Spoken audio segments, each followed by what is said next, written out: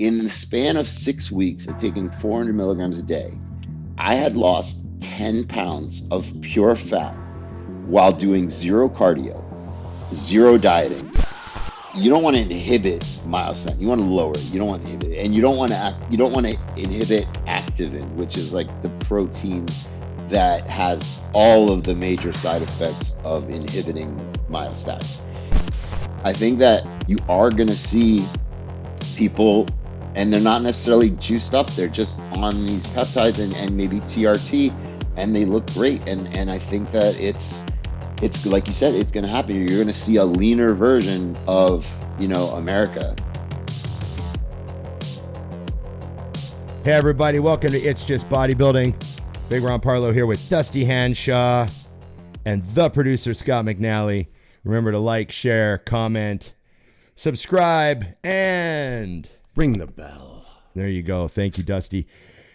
Remember IamMutant.com. Go to IamMutant.com. Get your hardcore ISO, get your Mind FK, and everyone should get on the gear. Bryan Moskow, the Guerrilla Chemist, back for our second round. Is this round 2? It is. Yeah. Not round 3, 2, right? Yeah. That's awesome, man. Me and Bryan have talked many times about we go back years and years. Yeah, having nothing to do with bodybuilding. I remember the first time I met you, we stood at a booth, and I think we talked about music for like 45 minutes. Yeah, you had the Mutant, you had a Biohazard, and I was like, oh, it's funny because Mutant, everyone was getting those at the time. Yeah, and I think you had purple hair at the time. I can't remember. Probably. He won't remember. Something weird. That's when we first met, and I knew who you were, and we were just chatting away. But we talked about music for I think we talked about Tool for a while. Yeah, I love Tool. Yeah, so it was cool. I was like, oh, okay, that guy's one of my people. So exactly. It's good to have you back, man. Thank you. What have you been doing? What's going on with the Guerrilla Chemist? So recently, I became the Chief Science Officer for BioLongevity Labs, which is a research and peptide company, right? So we do things that are, not for human consumption, just for research purposes. Of course, I have a laboratory in my back. I do a lot of research. Yeah. And it's a very cool company. They actually contacted me, and I was very hesitant about it at first, just because I didn't know that space enough, and I didn't trust that space enough, because who knows what can happen in that world. But basically, there's a molecule called SLU-PP332. I don't know if you guys heard of it. It's an exercise mimic, right? So it came out probably like 2 years ago, and read the studies on it. Was finally able to get some samples. Everyone's dosing it at like 200 micrograms or 250 micrograms, 500 micrograms, right? But I read the study and I'm like, okay, they injected rats with 50 mgs per kilo, which is around 4 milligrams per kilo in humans, right? So if they're taking 4 milligrams per kilo in an injection, even if the bioavailability, let's call it 20%, which I think it's slightly higher. It's based on the fact that it doesn't go through any of your CYP 450s, which are what like oxidized things, right? So considering that, I was like, okay, let me try. I'm about 100 kilos. Let me try a 400 milligram dose, see what happens. So I did this for 6 weeks, right? I had just done a podcast with Niall, right? From the Transparent podcast. Yeah. Yeah. So if you look at my face in the reels, and then you look at my face now, or even when I posted that video, in the span of 6 weeks of taking 400 milligrams a day, I had lost 10 pounds of pure fat while doing zero cardio, zero dieting. Literally, I love Twizzlers, cherry. Well, not the normal one. Love the cherry. I was eating Twizzlers, Reese's. Love Reese's.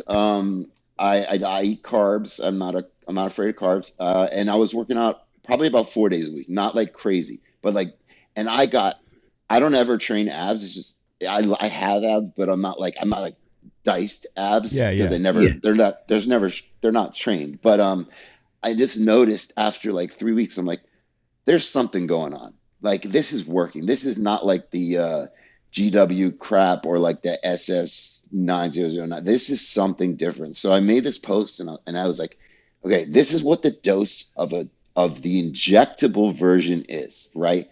So I took the oral dosing of the injectable once daily in the morning and got this like phenomenal results. And I want to say, and I don't like taking credit for things, but I think I was the first person to really talk about high dosing this compound. You're the first And person then I knew. Say the full name of it again.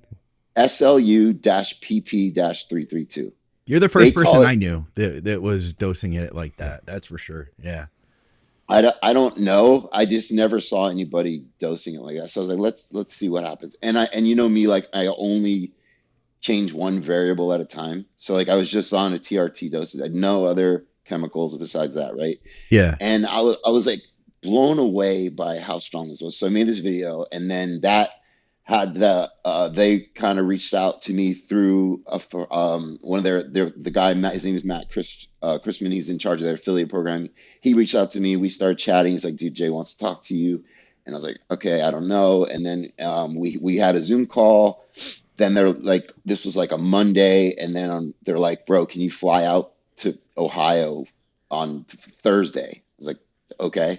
And I met with everybody. Very cool guys, very, very strategic. I liked everything they want to do. And they gave me a lot of, freedom of what they want from me and ideas and stuff. And I was like, I think this is a good fit, because now I'm not really restricted by like DSHEA, you know what I mean? Like these are all, research stuff. So Right. I have things I can play around with. I have things I can make, like literally, and just Because see you're like, not a supplement company. right. No, we're research only. And so like I can, derivatize things that are out, and like, make That would be stuff that's in cool. publications. Right. So like, this example of this SLU stuff, right? Some companies are trying to sell it as like a lyophilized powder, right? But it has zero solubility in water. In the mice, they use DMSO, right? And they're going to kill these mice in like, 3 weeks or whatever. So nobody's worried. And plus, they're using like 99.9% pure DMSO. And so people are trying to sell this powder, and if you reconstitute it in water, it just sits there, just floats, like Huh. zero solubility. So people are saying, well, why don't you just try the injectable, because it's not going to work. I was like, we'll use DMSO. I was like, no, first off, you have no idea how they make DMSO, industrial grade. I'm not, nobody here is ordering from Sigma Aldridge DMSO so that there's no impurities, but there's a couple bad impurities that come from the large scale manufacturing. So like, I'm not injecting that into my body when I could just take this orally, which I have done and know that it works. Yeah. But I have some ideas about either to make it more water soluble or even make it like oil soluble with some alterations. So that's one of the things that I'm working on, trying to get I was done. doing a little of that too. I was working with some solubility and some compounds in my kitchen. Yeah. I think I might alter a molecule later, but I got Ron some does. emails to return. Yeah. Ron alters molecules all the time. Not on With your Mondays. left or right hand, Ron? yeah. Well, I finish it off with my Finishes with his right. left. There you go. I got a question already. So you had Okay, mentioned, cool. Bryan, that the SLU is not going through the CYP 450 pathway. Can you expand upon that a little bit, please? First Everyone of all, at home is like, huh? What does that mean? What is that Okay, so CYP 450? Yeah. Right. So CYP 450s are called cytochromes. And what they do is they have some type of oxygenase enzyme where they oxidize a double bond, they add a hydroxyl group, they add a ketone, they do something to metabolize the molecule. And then they go even further, sometimes to make like glucuronidation, which adds a like glucuron molecule to it to make it water soluble so you can pee it out, right? Yeah. So it doesn't go through that pathway. The major thing that I see from a chemistry point of view is there's a nitrogen-nitrogen double bond in the middle of the compound, right? And if you know nothing about chemistry, nitrogen-nitrogen double bonds, when they're connected, are kind of unstable because nitrogen loves to be free nitrogen. It loves to be nitrogen-nitrogen triple bond goes into gas, right? Loves that. That's how like explosions, happen. And, when you use nitrates and, you form oxygen, and then like nitrogen just loves to break apart. So what I see happening is your stomach acid in your digestive tract is probably breaking the molecule down either at the nitrogen ketone group, like the amide bond, like in an amino acid, somewhere there, or the actual nitrogen double bond. One of those two places, it's got to be where it's broken down. But I mean, again, I took it for 6 weeks orally and had these results. And then when I read the studies, they even mentioned in the study that it seems to have a longer lasting effect after you stop taking it. So like this compound is making your mitochondrial more efficient, right? Oh yeah, so yeah. you're producing way more ATP. Your oxidative phosphorylation is working really, really well. Like, Krebs cycle, oxidative phosphorylation, ATP, like you're cranking out energy, right? The main thing I noticed was a very slight elevation of body heat. And we're not talking like DMB body heat, because you're not uncoupling anything. You're making it actually more efficient. So that was like the biggest thing I noticed from the molecule. So if I had to guess, back to your original question, it's getting hydrolyzed at either that amide bond or that nitrogen bond, and that's where the chemical is breaking down. Okay. Yeah, I was just curious because I feel like I've been told, and I haven't had genetic testing to prove it, that I don't do well with things that break down through the CYP450 pathway. That said, I do really good with SLU. In fact, I don't know if you guys know this, Ron and Dusty, but I've been making like a huge transformation for myself, just getting back into shape this year. And SLU has been a big part of it. Like, I know you told me you were trying it out, but we haven't asked you about it since then, And this whole peptide landscape is so crazy now. Yeah, get this, Brian. So I've dealt for like the last 5 years with the long flu, we'll call it. So, a lot of, brain fog, chronic fatigue, stuff like that. And if I train really hard, it would really kick that up to the point where like I'd have like 3 weeks of like not able to eat, like really foggy feeling, just terrible sleep. Everything just went, south. So I try SLU and I'm finding that like it restores my energy. Breathing has been an issue. I found it restored my breathing, and for the first time in 5 years, and now I'm not dosing it like you have. I've been running it up to 500, which 500 mics, which I'll get back to that in a second. But dude, it literally has, I will say, transformed my life, like restored everything since I had gotten sick. On that dosing, man, I feel like I'm not going to say like spun up, but I feel like I do really good with that small dose. My mind is blowing, and we talked a little bit about this on DM. But tell the audience, like, you didn't experience any negative sides or anything like that, right? No, I got blood work done before and after, and HDL was fine. LDL was lower. Fasting glucose was lower. A1C was the same, which is still like in a good range. I'm not bad. I'm not pre-diabetic or anything like that. What else? Like it didn't affect any of the normal things. Liver enzymes were fine because it's not going through that way anyways. So everything was, my blood work was perfect. So I don't know. I can't see what mechanism of action it would have other than anytime you mess with mitochondrial, you're doing some kind of, ROS, reactive oxygen species generation, right? So free radicals, something's happening. So the only thing I did is I eat a lot of fruit. I had some pomegranate extract. I had some fullerene, which is C60, which is a molecule that can take 6 free radicals at one molecule, which is pretty cool. Like compared to vitamin C, which is 1. Explain to us what reactive oxygen species is. So they are some molecule with an oxygen on it, right? That has an unpaired electron. Well, I mean, like, how's it happening? Oh, like what? Yeah, what? Just for like us. Yeah, try to remember bros. who you're talking to. Okay, you got Ron and Dusty here. Okay, let's see. So the pink part go. When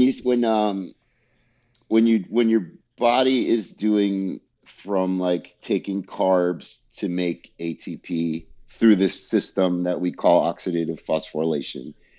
There's a gradient that causes ATP synthase to work. And it has the protons on top, it has the electrons on the bottom, and that potential energy difference is what drives that force. And so when you're producing more ATP, then you're getting electrons from the Krebs cycle, and you guys know what NADH and FADH2 are, right? They're just electron carriers, basically. So they get the electrons that are generated in the Krebs cycle and bring them to get that gradient, right? So sometimes these electrons get stolen or taken away by another free radical type species, and then they become very reactive. And so they're very unstable chemically. So they're trying to steal, hey baby, they're trying to steal any type of hydrogen or something that is like on a cell wall or somewhere to make it so that compound is now stable, because it's missing an electron that needs for it to be stable. So these are very highly reactive compounds, and they're very damaging, right? Just like free radical damage, these are called oxidative damage, right? Very, very damaging to your endothelial system, to your brain, to your heart, like just liver, tons of things where these species are just bad for you. So anytime your mitochondrial is trying to make more energy, like if you were taking DNP for one example, your body creates these very harmful reactive species that literally are so reactive that like the first thing they come into contact with, they will just rip an electron off, so that they are not reactive anymore. But then they leave something behind that is reactive now, and that's where like this snowball effect kind of happens. And what could be like the real world effects of too much of this in our bodies of ROS? Like I said, endothelial effects, so like blood flow, relaxation of or vasodilation effects, kidney damage, neural damage, because remember, even like cell wall damage. Like every cell, is a cell with like a wall made of different things, right? So if you imagine every time one of these species is plucking away against your cell's just going to lyse at some point, right? It's like and pulling a brick out of a wall every once in a while. Exactly. But like imagine doing that. Yeah. If you're doing that a lot, eventually giant wall, lots of bricks, everything breaks. The odd brick going missing. Boom, boom, boom. Yeah, exactly. So your cells just become very unstable, and they can deteriorate very rapidly. So you're saying that's when there's an imbalance. The mitochondria are making more energy than they're getting fed the product for. Is that kind of my layman's? Or it's like a waste material, or is it more like it's a byproduct? Yeah, it's a byproduct of that. Yeah, it's a byproduct of the total reaction of making ATP. Right. So like even normally, so anytime you jack your ATP production in your mitochondria, you also have to think, well, now there's more free radicals. Yeah. There's more byproduct of making energy. So it's not just 100% free ride. Oh, my mitochondria are just cranking. Right. Right. So that's the one thing that I suggest people just be aware of, that there's something that you can cause some type of damage for long periods of time, but I don't ever recommend people doing anything for long periods of time. Right. Yeah. So I wanted to, this peptides, everyone's talking about I got normal people at the gym now. I got dudes that have never been to a bodybuilding show. They don't know what trend. They don't know what trend is. They hear kids and they're like, hey, I need some of this BPC, or my shoulder, I should get some of this TB, or I should try this MOT-C. I heard it's great in the morning instead of having so much caffeine. And these normal people now, like this normie breakthrough with these peptides, and it's wild. Athletes, like I know a guy who's a golfer. He's never been to a gym. He's saying, hey, I should order some of this BPC. Do you have this is, really, penetrated, right? So help us make some sense of this. And I'm wondering if you can start where I think it all began, which my first peptide memory was way back when we got hit with GHRP2, GHRP6, ipamorelin, You know what I mean? And Yeah. then the We're CJC talking what, like 1295. 2012 or No, maybe even it was before like that. No. 2008. Yeah, like Yeah, because I single remember they digits. used to sell like MGF. Do you remember Yeah, that? that Oh frag yeah. GH and Yeah. yeah, So, no one could I get good yeah, growth except the generic Chinese kits back then. So the frag came out. Everyone was like, and then there was yeah, the IGF LR3, which I want to ask you about, and all that right. stuff was like Peptide City. What happened to all of those, and are any of those first? I'll call them first gen for our. There we go. I Right. like I that. like that. Are any of those first gen peptides? What's their usefulness still, or what do we know about them now? Are they still relevant? Some of them, yeah. I think they kind of I think they rebranded HGH Frag as AOD 9604, So there was which I some alteration to it with with tyrosine, I think, because it is just as from what I understand. Because I thought the same that it was the exact same thing, and then one of our listeners mentioned that to me, and I looked. So it is that, that says but yeah, it's but like like a one minor amino acid alteration. different, right? Yeah, yeah, Yeah, so like it's essentially that same molecule. yeah. But like as far as the growth hormone ones, they've come a long way, Secretagogues. I love that word. yeah. I think CJC is still pretty popular. 1295. I like the with DAC version, the drug affinity complex. I think that one works That better made it long, personally. long acting, right? It just made it well, it already was long acting. Right. CJC is a once to twice a week injection. Because I But remember some it guys were like with DAC, and some guys were like without DAC. There was this I like know. It just like think of a drug affinity complex as like the receptor. So say let for an analogy, let's call it your androgen receptor, and let's call your CJC the androgen, right? So if you add the DAC is the part that fits in the androgen receptor.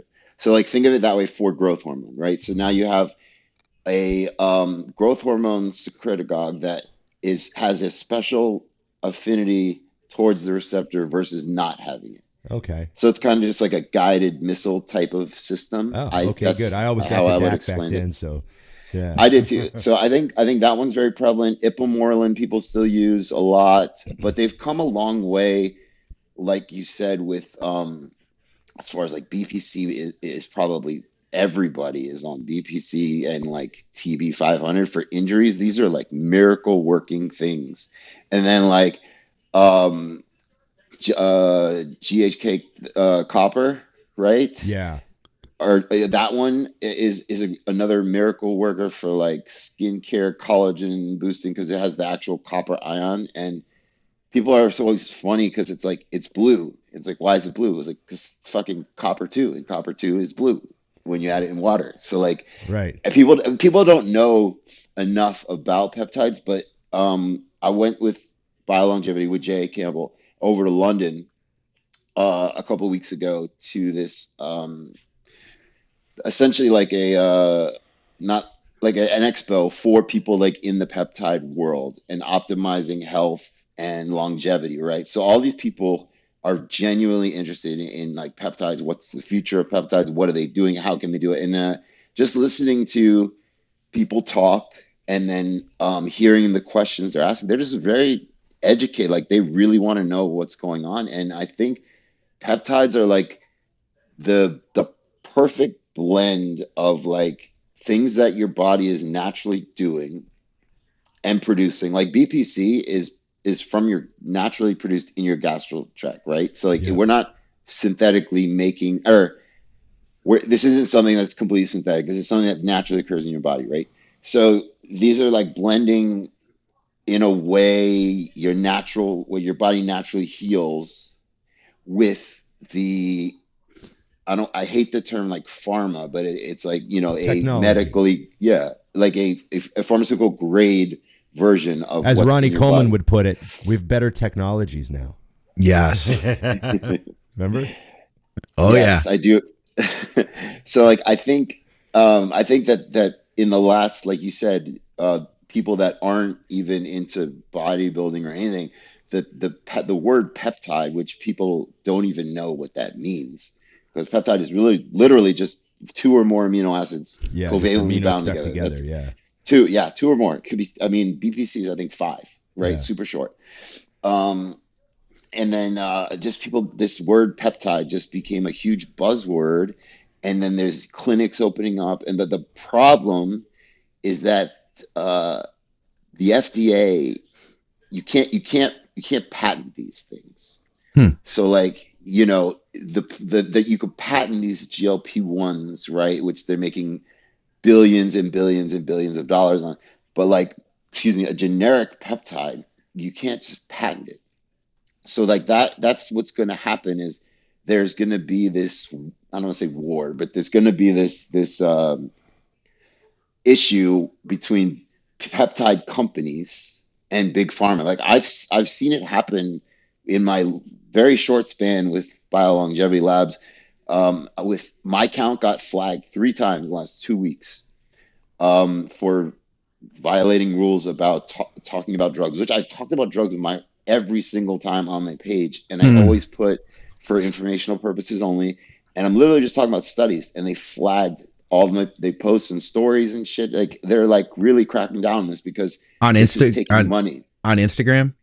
Yeah. Yeah. It seems like they're going hard lately on Instagram. Yeah. I mean, Amino Asylum, who I was connected with a while, they got, you know, stuff happened with them and they had to, you know, close and reopen, and other companies I know. So it's like, because this is a money grabber from pharma, like whoever's controlling Meta or whatever is like flagging this stuff very, very hard.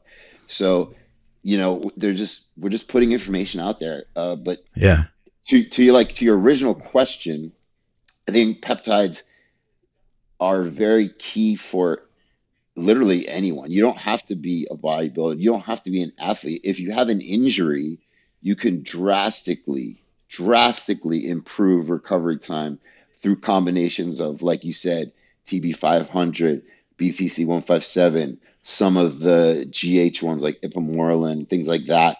Everything that accelerates healing in your body, like what your body naturally does in general, you're just accelerating it. And so I've heard plenty of stories, including, you know, close friends that have had, you know, pec tears or injuries and things, and they do these protocols before their surgery, after their surgery, and they're all their physicians and their PTs guys are like, dude, what are you doing? Like, this is crazy. I have a and friend so I that just think just had an injury in his shoulder, and his physicians can't believe his situation now after doing what he did. You know, was it healed like faster. a BPC TV Yeah, 500 he type did of a thing? ton of peptides, and you know, he did that, and so doctors are seeing it too. They're like, what the fuck did you do? You know? Yeah, it's getting noticed because these things work. We know they work. yeah. So it's just a matter of, you know, can you sell them for human consumption? No. So you have to get around that somehow. Yeah. So we got a lot of people that are, I don't want to say as dumb as us, but they're human like us, and they listen to the show. And like this is great info. Like I'm loving this, but I want to make sure we do like a real layman breakdown of the main peptides, so that everyone can like get like a you know, a punch through for each one, and just hear like your kind of basic summary of whether you think they're effective yet or they're not quite ready to do what they're supposed to do. Do you know what I mean? Yeah. Okay, so just peptides, not research chemicals, right? Like not small molecules, just peptides. Yeah, right yeah. So I'll just throw a few at you, and you let me know, like, is this one going to stay, or is this going to get, like, you know what I mean? What's going on? I used to like IGF-1 LR3 back in the day, back in the day, and people would tell me it doesn't work, doesn't do anything, doesn't work. But I had a friend who was diabetic. He was he had a glucose monitor. He was actually worked as a clinician with diabetic patients, so he was very educated.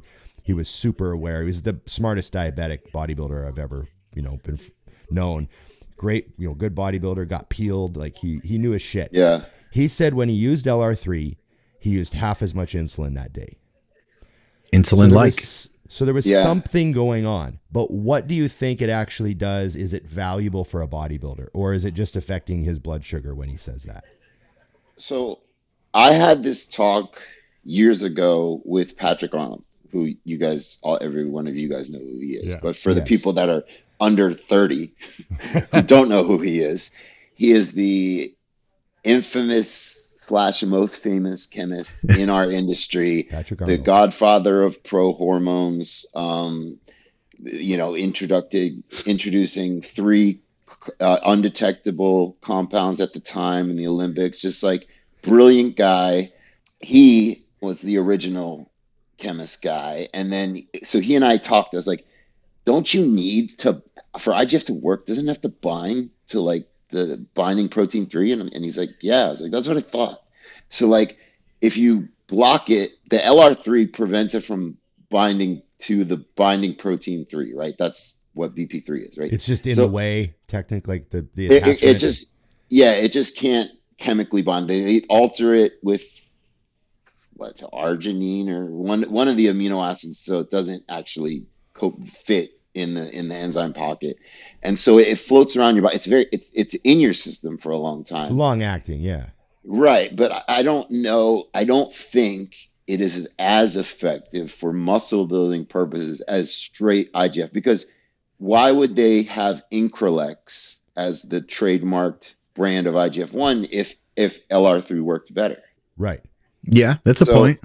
that I don't see why they would do that. So like every clinic that prescribes IGF-1 is Increlex, as far as I know. Right. So I think that, which is also has side effects of its own compared to like growth hormone that actually converts to IGF-1, because there's no checks and balances when you're taking straight IGF-1 versus at some point, even if you're taking like 30 IUs of growth hormone a day, at some point your body's going to say, nope, we have way too much. We're just going to stop the conversion of growth hormone into IGF-1, and it just cuts it off. Like we'll just increase somatostatin, we'll break it down, and that's it. So when you take straight IGF-1, you're completely bypassing that system. Yeah. Which is why it's so dangerous for like, That's what Meadows growing used of to the say. heart and That's stuff. one of the reasons I stopped using it. Was Meadows was talking at the time about how he wasn't a fan theoretically of IGF-1, Yeah. and he wasn't saying not to take it, but he just thought, you know. I want to interrupt because I actually have a client. I talked to Scott about this that was using growth, has fears of health in general, which I love, wants to make sure everything's in check. Then he came across some IGF-1 LR3, wanted to look into that.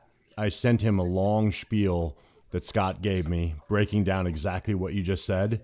And his response was, good, yeah, I'll definitely stop taking the growth. Now, I want to start that IGF-1. What? And I was like, He So, must not have, he I must know- not have heard it properly then. I know he's going to listen to this and knows that you are very, very, very respected in this. In your opinion, what is the better route to take if you were going to take one of those? And if you were worried about health, which is the one you would not do?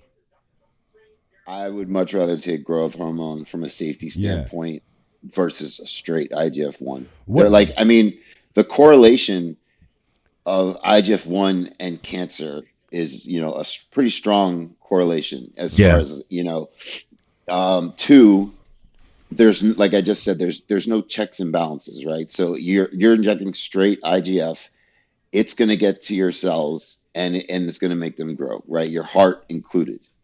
So tumors included. Growth hormone still has to convert into IGF-1 to get the anabolic effect, right? So there still has to be something enzymatically going on in your body for that to happen. Right. So from Which a would safety also sort of create a little bit of a time release effect compared to a wallop. right, yeah, because the half-life of IGF-1, I believe, is very, very short, Like 20 minutes? minutes, Yeah. right? Yeah. So like Yeah. that's why people were told to always pin it like in the muscle right after you work out, kind of thing, where like your satellite cells are going to recruit it and take it right up and that kind of thing. So like the half-life is super, super short. So I wouldn't touch IGF-1. Like it's just not something I'm interested in. And I've only used growth hormone twice, and just because it's so expensive. Yeah. And and this is only pharma. Like I don't really trust any of these Right. Likewise. Chinese sources or whatever, relabeled, whatever you call them. I don't trust them at all. And I just know every bodybuilder I've ever talked to who's used growth is like, the 8 to 10 range is kind of like where you see like the results, Yeah. and not like the 2 to 4, maybe for like longevity or skin or something Or like a that, little bit connective tissue. leaner, got some Right. better But pumps. like, yeah, but if Yeah, you're looking for like that's the right. actual growth, like muscle building effects, I heard it doesn't take place until you get to like higher doses. And then, you know, if you're talking about, Serostim, which is like what, 18 IUs a vial. Yeah. So you're using like pretty much a vial in 2 days. Yeah. And that's what, 6 or 7 vials right in there. Yeah. So, you're talking about a few days or a week maybe You for get like 14, four. 14 days out of a kit.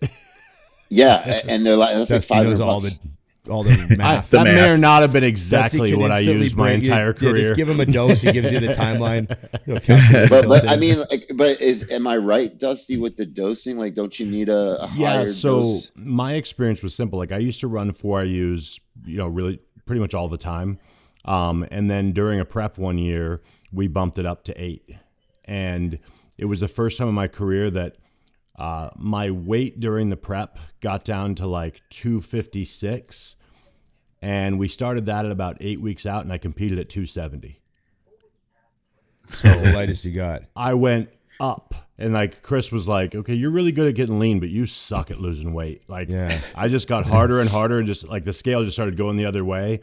And I mean, it was undeniable. Like, for the worst genetics for shape and bodybuilding of me, all of a sudden muscle is round and 3D looking everywhere. And I was like, okay, so you got to double the expense to make this stuff work. And it was Yeah. night and day. Did you have any like insulin sensitivity issues? I didn't, and the only thing I ever saw, which You I also always viewed diet as a hard. You're on low yeah, carbs. So it's yeah, I hard was to get, barely eating food at this point, but hard to get resistant. the only thing I ever saw was my hands. I'd wake up in the middle of the night and have to like Yeah.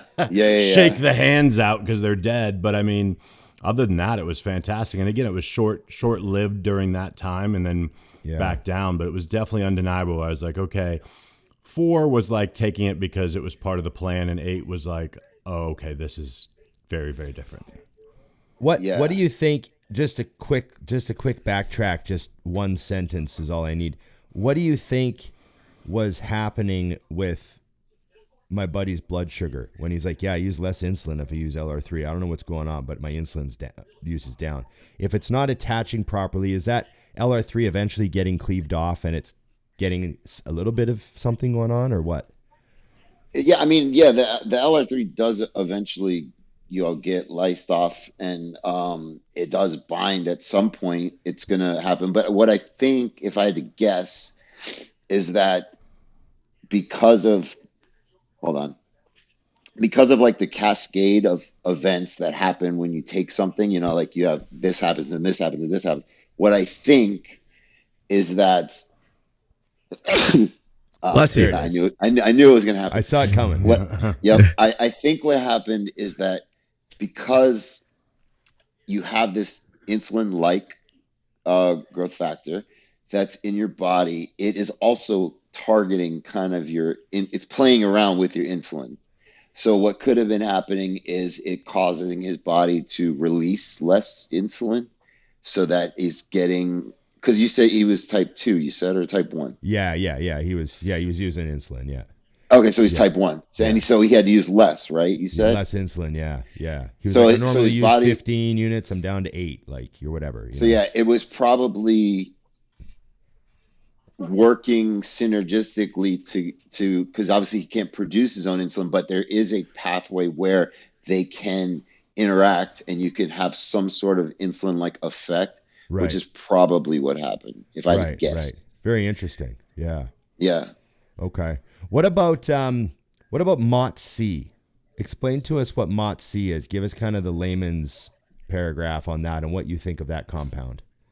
So MOT-C is another mitochondrial efficiency type of So compound. the same category as SLU in your mind, for as far as what a bodybuilder would use it for?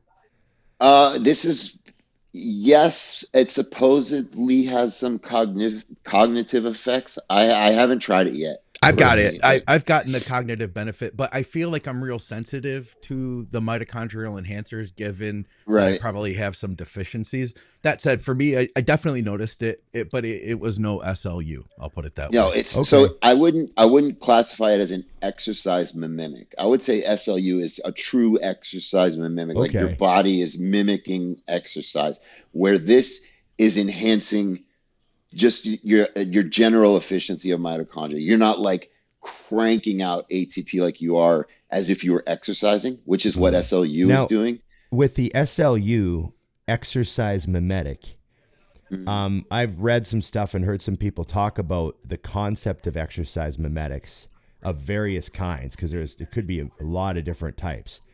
Right. And do you still get, and I heard their answers, but I want your answer. With an exercise mimetic, do you still get the health benefits of exercise? Like, do they see the mimetic part, like doing the things that exercise does to us to make us healthier? Is there any carryover there? I if I had to guess, I think as far as like cholesterol control, glucose tolerance, or Right. glucose sensitivity It's improvement, I would say yes. But you're not going to sit on a couch and gain muscle if that's what you mean. no. I'm just talking about like health markers that they, look at when Yeah, they take an unhealthy person, then they make them walk, and their yeah. markers all improve. Like, is a mimetic going to move markers on someone? I think this one will. Like I said, I got Yeah. my blood work done and my fasting glucose was down, my LDL was down. Your small particle LDL, or which is like the dangerous ones, those go down as Is that well. the ApoB? Is that what that is? What? ApoB? It, Isn't there a type of is that what HDL called ApoB, like I APO-B? I'm blanking on the name. I just know them as like the small particle ones. Like you have Right. like your HDL What am and I then you talking have about, your Scott? ApoB? Isn't that an I know what HDL? you're talking about, but I I don't. love Applebee's. Yeah. Applebee's. Yeah, Applebee's. Where That's very guys my bad age for go to Applebee's. cholesterol. Yeah. Is I that can what we're tell you talking about? this. I'm starting to see guys finish their contest preps now, and we're doing labs right after, everything. And we're talking guys that are, running orals, people that are doing the things you do in a contest prep. And, for instance, Ron UC Suma just finished a string of 3 shows.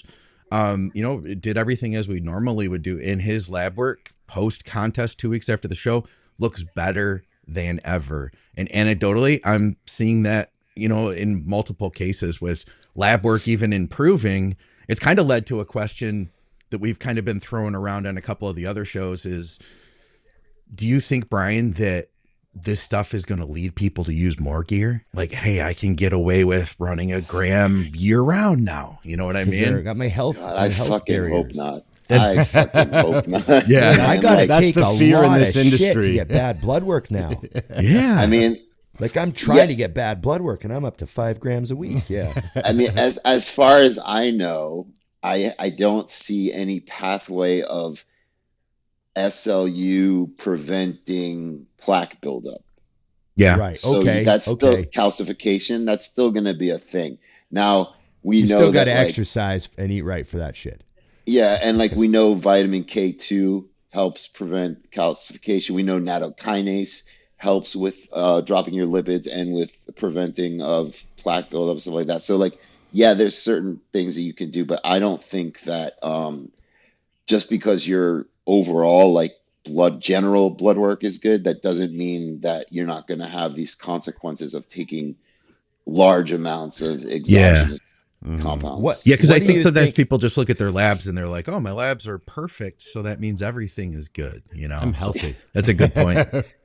What do you think if someone like I'm turning 50 in a couple of weeks? Fucking old. What do you? You look fucking great for 50, He man. Like really does. I thought we were the same age, and I'm, like I said, I'm 44. You look, I thought we were the same age for a long time. And you don't even have this gray like I do. You're just Yeah, a I'm little only bit, man. gray now, and I got I 6 years less than him. I'm 44 too. Oh, it's there. If I let it grow, it gets worse. What would be? I already take nattokinase and I already take vitamin K. I got a calcium score done earlier this year, and it came out 00030.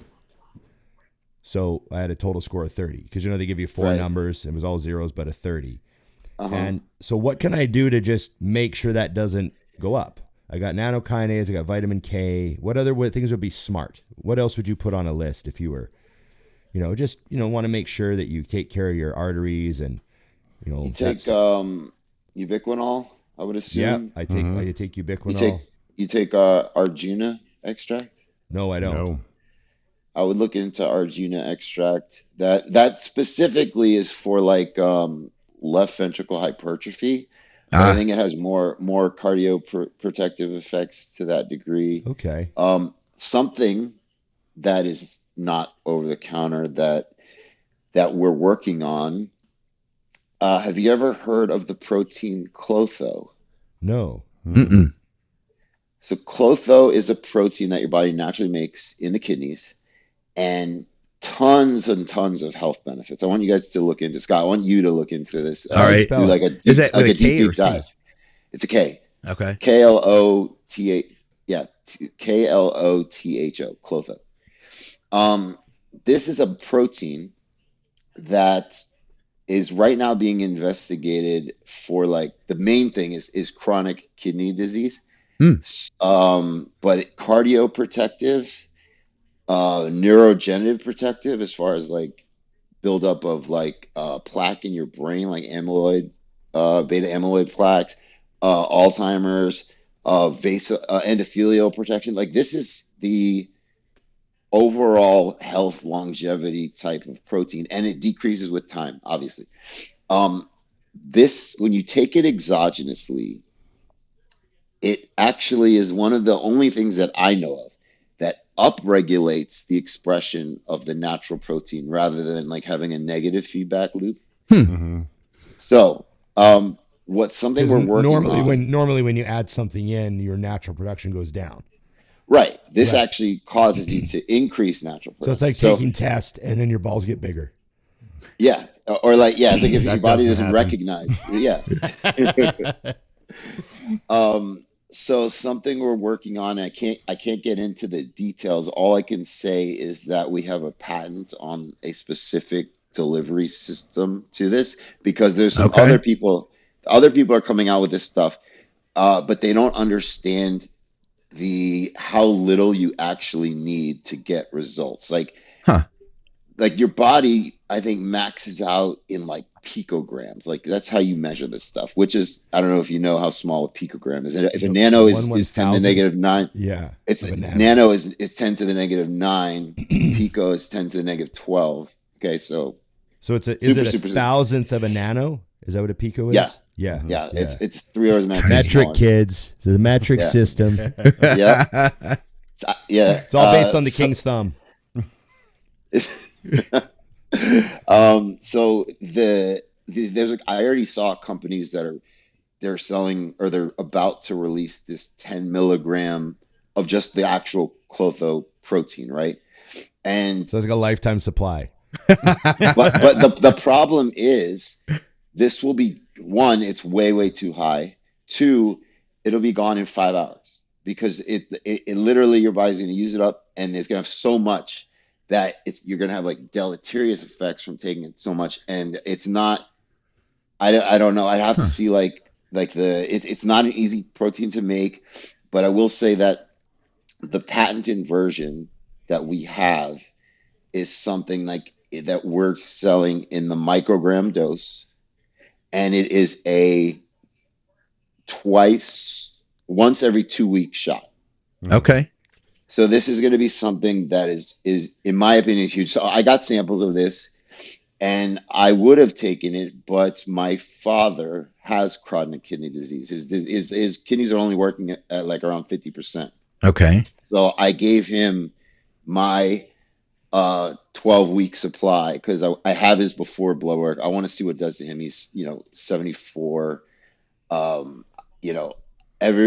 couple of us at the company got samples, and I chose to give it to him, because I'd rather see what it does in someone who actually has issues, because this is what it's meant to do. So I'm excited to see like the data. He's only taken the one shot, and it's every 2 weeks that he takes this. So essentially we're gonna wait for this whole 12-week to get his blood work done and see what happens. But that's something I would look into in the next coming months that people are going to start producing. Just remember that it's going to be, most people are going to have it expensive, and they're not going to have the right dosing, and they're definitely not going to have the patent that we have, because our patent belongs to the guy who's making it. So Yeah. um, I'll keep you guys up to date when that stuff's coming around. For sure. I've got another hot one on my list that I don't hear many people talk about, but I went down a few rabbit holes and I actually bought some, and I have it in my fridge. But I'm Okay. like, I don't know. Should I wait and see if a research paper comes out about this or something? But I got a couple too to bring up, Ron. But you're here. You're here. now. You're the research paper. So Okay. what is going on with Epitalon or Epitalon or whatever you call it, the telomere one? Do you know about this telomere Yeah. elongator? Yeah. Epithalon I is think how I say it. Yeah. Epitalon, Epitalon. yeah. And some people spell it with an H. Epitalon. Yeah, whatever. Yeah. Epitalon. Yeah. I think that it's going to have a very good effect on longevity. If you're just looking for, So it you does know, what it says on the tin. It helps with it does, yeah, telomere. yeah, and I think it also helps with like, is it called senescence, when you get rid of like old cells that are dead, like kind of dead, or you don't need them. I think it's called senescence. Like basically, it's programmed death of cells that are not working anymore.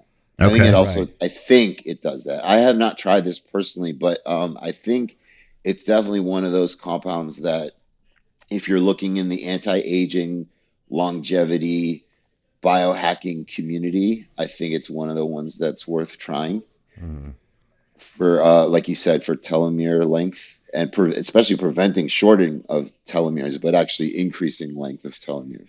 Now, I was telling someone the other day, we were talking about when we're going to die. You know, just typical. Hey, how's Tuesday. it going? What do you think? Yeah. Dusty's like, well, I already tried a Wednesday and it didn't take. That was no good for So, me. yeah. But, we were talking about telomere extension. And for those of you that don't know, it's the little caps on the end of the DNA strand, right? And, you get if your telomeres get worn off or whatever, or Shorter, yeah. you get bad photocopies of bad photocopies of bad photocopies, and you get older. Yeah. That's essentially what aging is your telomeres just not quite copying perfectly every time, right? Yeah, you're not replicating your DNA as Yeah. exact as yeah. So Epitalon is supposed to stop that shortening of your telomeres, or hinder it. Yes. Or possibly even lengthen them. Is that even the hope? Or one day we might get there? I think so. Like I said, I haven't tried it and I haven't dug into it yet. I mean, I'm starting to think of aging now. So I'm 44. I found a forum. It was a normal person forum, a normie forum. They didn't know what They didn't know who bodybuilding was. Yeah, they didn't know who the Olympia was going to be this year. They don't know that Hottie got his visa. Yeah, right. They know nothing of this world, and they were talking about life extension of their dogs through Epitalon. Oh yeah, And okay. they were working out body weight dosing based on what people were taking, because like rich people are using this stuff. Yeah. They're like the Hollywood people are using Epitalon, and like it's Yeah. So I'm just wondering if is it going to be like kind of come and go after 5 years, or is it going to be like, oh shit, this might be like my dog's 20 years old now. What's going on? Like, I'm gonna need that. yeah, I think that is going to be an application. It's already an application as far as people using BPC and TB on their dogs for like healing and stuff like that. So I can't see why people wouldn't do it on their dogs. I mean, you remember Christina that I always bring to the Olympia, right? So she's 12. She'll be 13 in January. I mean, she just had a checkup. Everything's great. So I'm excited, but like, I have no qualms, like morally, doing something like that to my dog if it's going to extend her life and make her healthy. So I think that the problem is, like you said, most people don't know how to convert doses. And so like you could Google a calculator to do it. And it just has to do with your surface area and body weight, and then what type of animal you are. And there's like a formula, and it's not that hard, but you can convert it from a human dose to a dog dose, or vice versa. Like when we were talking about SLU, I took the mouse dose, divided it by 12.3, got the human dose, and which turned out to be 4.06 milligrams per kilogram. So like you could figure it out. Why did you divide it by 12.3? Because because it has to do with, like I said, surface area and body mass. So like okay, the so you had way another formula, the way that you convert things, the conversion factor in this case from mice to a human is 12.3. If it's rat, it's actually 6.2. If it's dog, I don't know the exact number, but the numbers change whatever the species is. Okay, but So there's yeah, a graph you can look up. You mean like there's a there's a chart. okay. You can even get a calculator. Like Because it's if not you just say by like, weight; it's also surface area. well, it's the surface area that gets you the milligram per kilo, and then you get that, and then just multiply it by the kilo Okay. of the weight to get the Okay. dose. Okay. The So, funny yeah, thing about some drugs, like people don't realize, not everything is just pure body weight. Like Benadryl, for example, if I take a Benadryl tab, I'll get tired and want to have a nap. But if you give Benadryl to your dog, you can give it like a half a tab, Yeah, it's totally fine. and it's totally fine. Whereas like that's almost Yeah. a human dose. It's weird. well, I mean, well, like the difference is, obviously we all have different ways of metabolizing Yeah, stuff, yeah. and There's something and going on there, everyone's right? not. It's not the same. Yeah, like because I personally can't. Benadryl doesn't do anything to me. I have extreme insomnia, and like I have the same sleeping doctor now since 2018, and I take the strongest of the sleeping meds that they can prescribe, and they still are. I still have to alternate to sleep. My ex could take one Benadryl, and we used to call her Benner drunk because she was just like take a Benadryl, get loopy, and then pass out. And I could take, I don't know, I think I've taken like six before, and it didn't do anything to me. Oh wow. I used to give Christina one before she would fly at first, before she Yeah, got used yeah. to flying. And I've given her as much as two, and she weighs 25 pounds, so that's not a whole lot to give her 50 milligrams of Benadryl. It's just the way they metabolize stuff. Yeah, it's interesting. Hey, I got a Yeah, but couple then, more too oh that I yeah, want to yeah, make sure we bring up. What about SS31 before we got okay, too far away from the mitochondrial stuff? And then I bet yeah, everybody at home wants to hear about all the GLP stuff that's happening because I feel Yes, like that's the next. that's Yeah. a huge, I think huge factor as to why, everything's gotten so popular in the research space. But yeah, of course. SS31, what do you think about that one? I think it's a great mitochondrial efficiency one, and I think you could, if you take that with SLU, I think it's a great combination. A lot of people that we deal with take those two in combination as far as to And was get it the SS? effects. What was it? 38? SS31. 31. Not to be confused with the SS from 1939. Talking about different SS. Completely different thing. But Yeah, great uniforms. yeah. Hugo Boss at his Hugo best. Boss, right? Yeah, yeah, exactly. He peaked in the Hugo Boss 1930s. peaked in about 39, 40. Yeah, Yeah. Yeah. Yeah. There's some people missing this joke that hurts my feelings. I The know. first gen fabrics were the best. Yeah. They were actually real fabric. They weren't Yeah. like cheap Chinese shit. But Yeah. SS31 is great. I think that taking that with SLU is a great combination for mitochondrial function. I think SS31 is better than MOT-C for mitochondrial efficiency. I don't know. I don't think it has like the neuro effect that you talked about, Scott. We get from MOT-C. I don't think it has that. I just think it's more of the efficiency of your mitochondria producing more ATP and an overall like healthier versions of mitochondria versus damage and Yeah, yeah. oxidative stress. So what I had heard, and that is what I'm doing now. Once the last I think 8 weeks or so, I started combining the two. Yeah. So from what I understand, there is supposed to be benefit for cleaning up ROS. Do have you heard anything about that? I haven't done a deep dive because I haven't taken it. I mean, there's so many things that I'm still learning Oh yeah. in this space because it literally excuse me, it literally feels like there's new stuff coming out all the time. And I've been focusing more on like special projects that like something that piques my interest. Yeah. But the SS31's been around for a while, or not a while. I mean, at least a year or so that people have been experimenting with. So I do think it has that potential to help, like what you're talking about is with protective. Like that's why people are stacking them together. Yeah. Yeah. I still think you need some type of like one of the projects I am currently working on is mitochondrial specifically targeted antioxidants, and there's a few of them. Oh, okay. So like I'm digging deep in like trying to source stuff. Some of the stuff I can't source, some of it I can, some of it I might have to make because we actually have this lab. The other chemist I was talking about has a lab in China. So Okay. we were literally just talking. We're meeting up in Vegas at the Olympia, which is when I'm gonna get more of that Klotho for me to try. And for me. But like we're talking about when I can go to China to get into the lab and like Oh, that'd be wild, dude. but like I Yeah. have to get a visa and you have to go to a Chinese embassy and there's only like there's one in DC, LA, and New York. I think that's it. You have to physically go Wow. there and like so. Plus the fact that I hate flying and I just flew to London, which is like an 8 hour flight, and I flew to Australia, but right in like 2020, which was like 19 hours.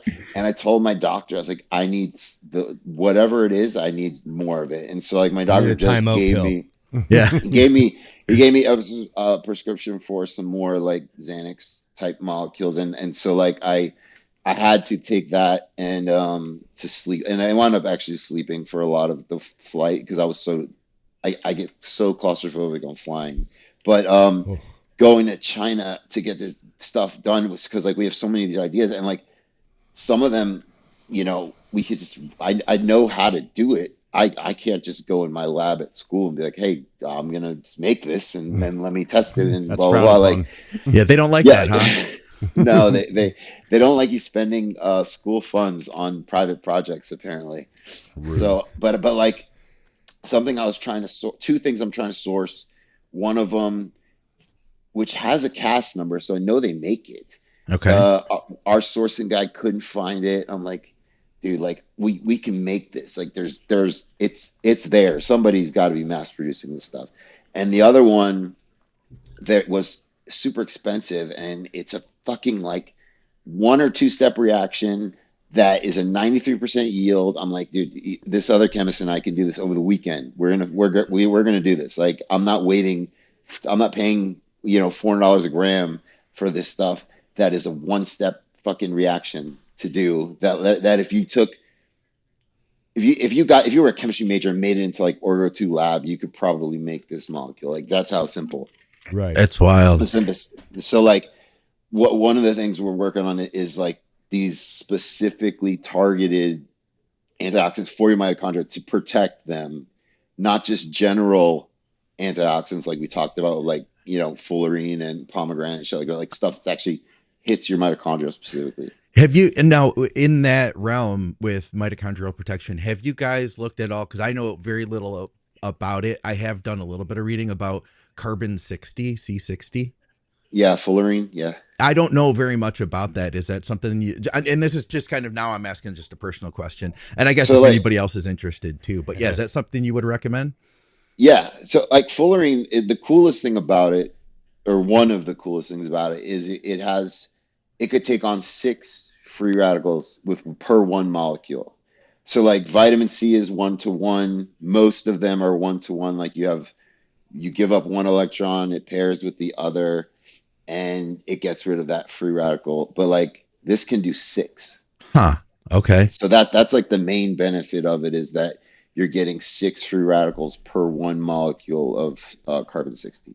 Okay. Cool. So that's why I like it. And the dose isn't crazy.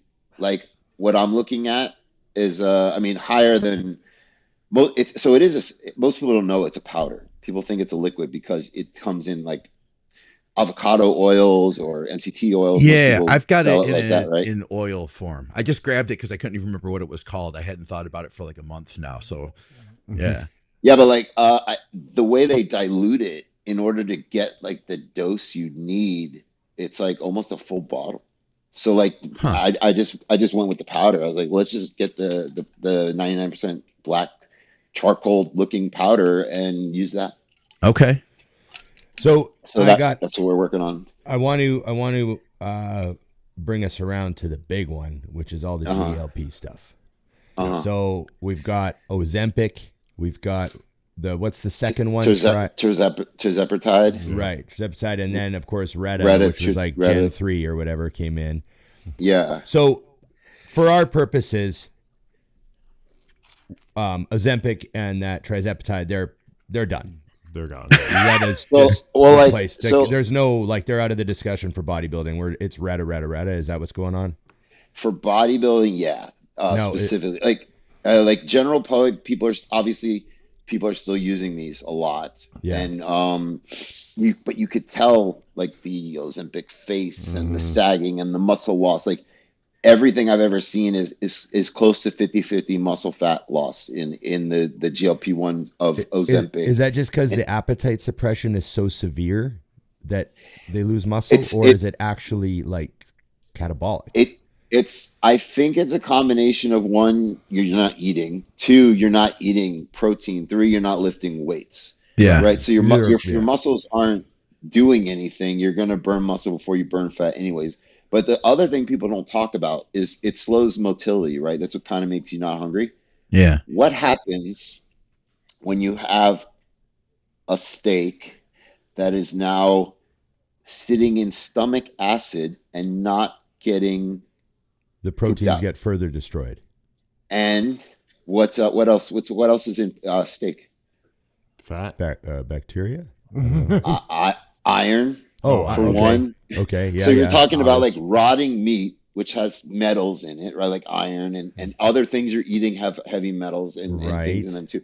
It's just sitting in your stomach, not getting broken down. And so it's either getting to your, digestive tract where things can just leak out because it's not being broken down and you're not expelling it in any way, or it's, releasing toxins that are going to your liver and kidneys and all these things. So like you got rotting food in your gut because it slows everything down. Yeah, exactly. And so like, I think that is more unhealthy than losing muscle. I mean, I'd rather lose some muscle than have this food just sitting in me for 2 or 3 days because, I hear lots of constipation issues with these drugs because you're slowing down the movement of it. So I don't know. That's not a thing for me. So like that Tirzepatide, I just posted yesterday that they were Big Pharma's plan to like stop the muscle wasting was to add a myostatin inhibitor.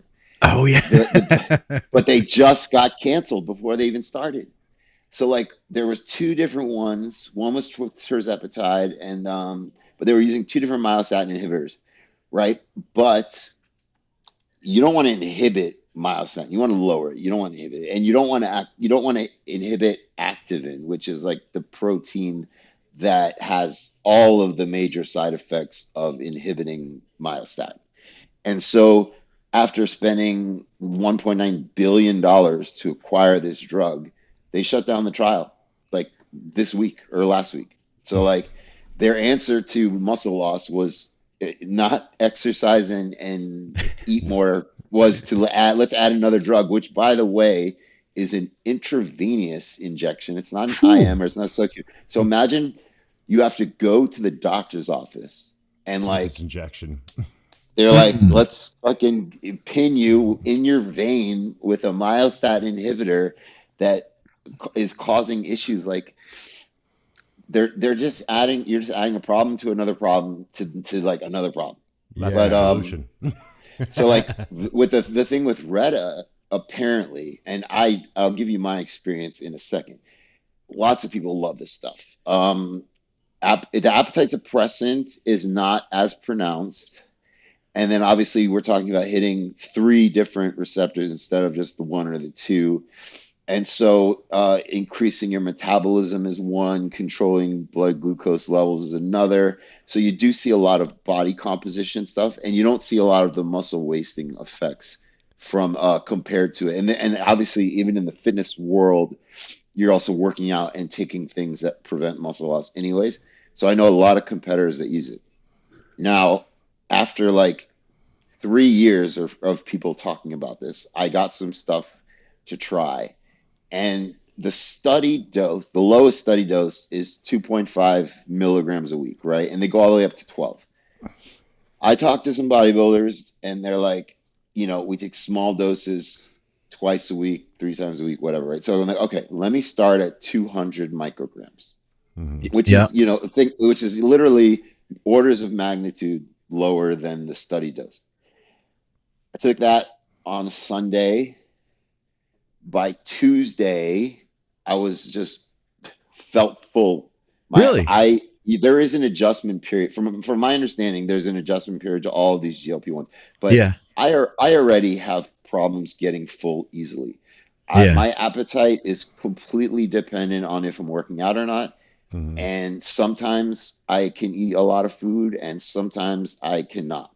And I just noticed that every time I was eating, I would have to eat less and less food, and I was still feeling uncomfortable.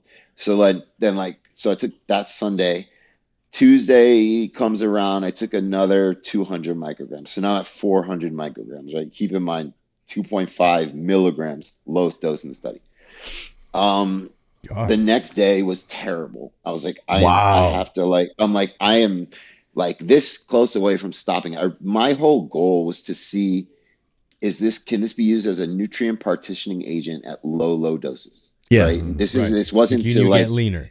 And this train wasn't and for yeah. me. Yeah, this wasn't a weight loss thing. Like by no means am I fat, by no means I'm not like diced, but I'm not lean. Like I'm not fat, and I'm not trying to, lose weight. I'm trying to see if I can get nutrients into my body, like a partition into my body, right? And then, so after all these things, I was like, okay, let me cut the dose in half. And so I took on Friday 100 micrograms. Okay. And then that night, I just felt like shit. I'm like, okay, I'm going to the Olympia in like, I actually am going early. I think I get there like the 5th, and I'm staying, I think, till like the 14th, because they're doing a lot of filming for this documentary on peptides, actually, for the Peptide Society, which is Oh, cool. okay. So, I'm just like, I'm not dealing with this in Vegas. That is not the time where I want to feel distended and full Someone and takes you not out wanting to to eat. someone takes you to a nice steakhouse and you're like, let's have a Diet Yeah, Coke. exactly. Like I just don't want to feel that way. So Yeah. I stopped that experiment. It's on pause right now. Because I can't, after feeling the way I did, I don't even want to touch this stuff. I really want to see how well it works, because everybody is loving it. Every bodybuilder I've ever talked to is like, this is amazing stuff. Except for me. I did the You? exact same thing. Yeah. Really? Really? You hated Same it? thing. Oh, you didn't After tell us 3 this, Dusty. doses, I threw it away because I went on a trip with some friends. He made the best prime rib I've ever had in my life, and I got down like 4 ounces. Oh. Oof. And I was like, And you were doing the same thing, like micrograms? Microdose? yeah, Microdose? I was doing 3 a week. I was at 250. And Okay. it also took me, and I'm curious about this with you, it took like a week or more for it to come back to where I could just eat normal. Like I'd have 8 ounces of ground beef and 200 grams of rice and stop halfway through. I'm like, I can't eat it. Oh, It's like a I'm not. snack. I'm not back. I'm not back yet. I literally, today's Monday. I took my last shot Friday. Yeah, so I think you're going to see it be about a week. It was a little over That's a week crazy. before I could eat food again. And I'm like, I don't know Yeah. how you guys are doing this. And I mean, I'm retired. I eat 4 meals a day in a bar, and I couldn't do it. I would consider you Yeah. guys rare. I started the same way, and I think I started with 250 at 250 micrograms. And I was like, I'm just going to try to, number one, spend as little money as possible, right? Like get the most out of the least. And I got nothing from it. So I bumped it up. I'm doing close to it's basically 2 milligrams every 8 days. So I do a milligram twice a week, and like I'm golden. And I'm one of those guys too. Like I'm the first person that's ready to stop eating. My appetite goes away super. So I was super worried about that. I have seen it with a client of mine that had similar issues. Like appetite just got zapped even on a microdose. So you guys are out there. I don't know what it is. Right. I've got some in my fridge, and I'm like, I already only eat 4 meals a day. Like, You're going to be down to 2, buddy. I just wanted to try it, all Yeah. the contest people asking about it, and That's why I did. like I just that. wanted to be able to talk to my clients. Yeah. And I like exactly. firsthand Like, knowledge. Like reading something's one thing, but experience is another. And I was like, I definitely so now don't I'm want on to the other not end of be the hungry at the spectrum. O. I'm warning. Yeah. Yeah, I can't have that. I need you to gain weight like you do every year with me. I know. Well, I'm light this morning, Dusty. Yeah. I did exact same reason. I try, like, I always will try something. Anything I discover, and like from supplements to whatever, I'm like, if I think this is cool, like I'm gonna try it so that I know what it feels like, and I can give my story of, okay, this is what the study said. This was my experience with it. So from your science background, looking at what you see the real evidence for, what is your Wolverine stack? It's BPC with TB, which everyone says. I've had people recommend the copper, the GU, to me for the Wolverine stack. Yeah. What else would you say, or would you say it's not as important if it's just injury recovery? Like, it definitely can't hurt as far as adding it's it in collagen there. too, right? The skin. Yeah. Yeah. There's also we have a product called Cardimax, sorry, and it's a increasing cartilage producing. So that's another one that I would look into as far as like the Wolverine stack. I think it's so funny that they use that and they're not getting like Marvel letters suing them for like Who do you send it to? Yeah. I don't Yeah. It's funny. I don't know. I mean, I'm assuming they have lawyers everywhere. Oh yeah. It's Disney, so Well, it's not like they tried to use the Kiss logo. I mean, no one will come after you like Kiss. Oh yeah. I think that when I first heard that name, I thought it was funny, and then my brain immediately went to, okay, these are peptides that you have to take all the time, and they're working. Can you use something like an adenoviral vector and these compounds to infect your cells to like epigenetically change your healing abilities? And I was like, that would be a cool thing to try. Invent that. Epigenetics. I think that would be like a real Wolverine type thing. I don't know genetics. Like, I'm not a geneticist. I don't claim to be one, but I think it would be cool because if you remember, like the original myostatin inhibitor, like the ACE 083, I think it was, like from way back in, like, we're talking almost 10 years ago, maybe. The reason that one worked was because it was a viral vector injection, right? So the virus infected your cells and decreased the expression of myostatin. So that's why it actually did work in the human trial. So like my theory was like, okay, if you're taking something, your body's going to always try and break it down. If you get your cells infected with something that is deep down regulating expression, why not? Who knows? Maybe something cool could happen. Maybe you could become Wolverine. Maybe if we had adamantium, you'd survive the transformation. I don't know. That's just like where my mind goes when I hear these things. But like, yeah, I think the TB and the BPC for sure are a must. So in other words, taking stack. the compound is cool, but it'd be even cooler if your cells just made it. Yeah. Right. I mean, your cells do make this stuff. Right. So like, but like, if you can get them to like fully express it, just crank it out. I think that would be even cooler. But so, would you include anything else? Honorable mentions. Just obviously, what about just straight HGH on top of that? Yeah, I would think some of the like. Yeah. I mean, besides HGH, but even like the ipamorelin or the smorelins, CJCs. I think any of the secretagogues would be worth adding into as well. You're not going to go wrong by adding a growth factor in there to help healing. Yeah. Right.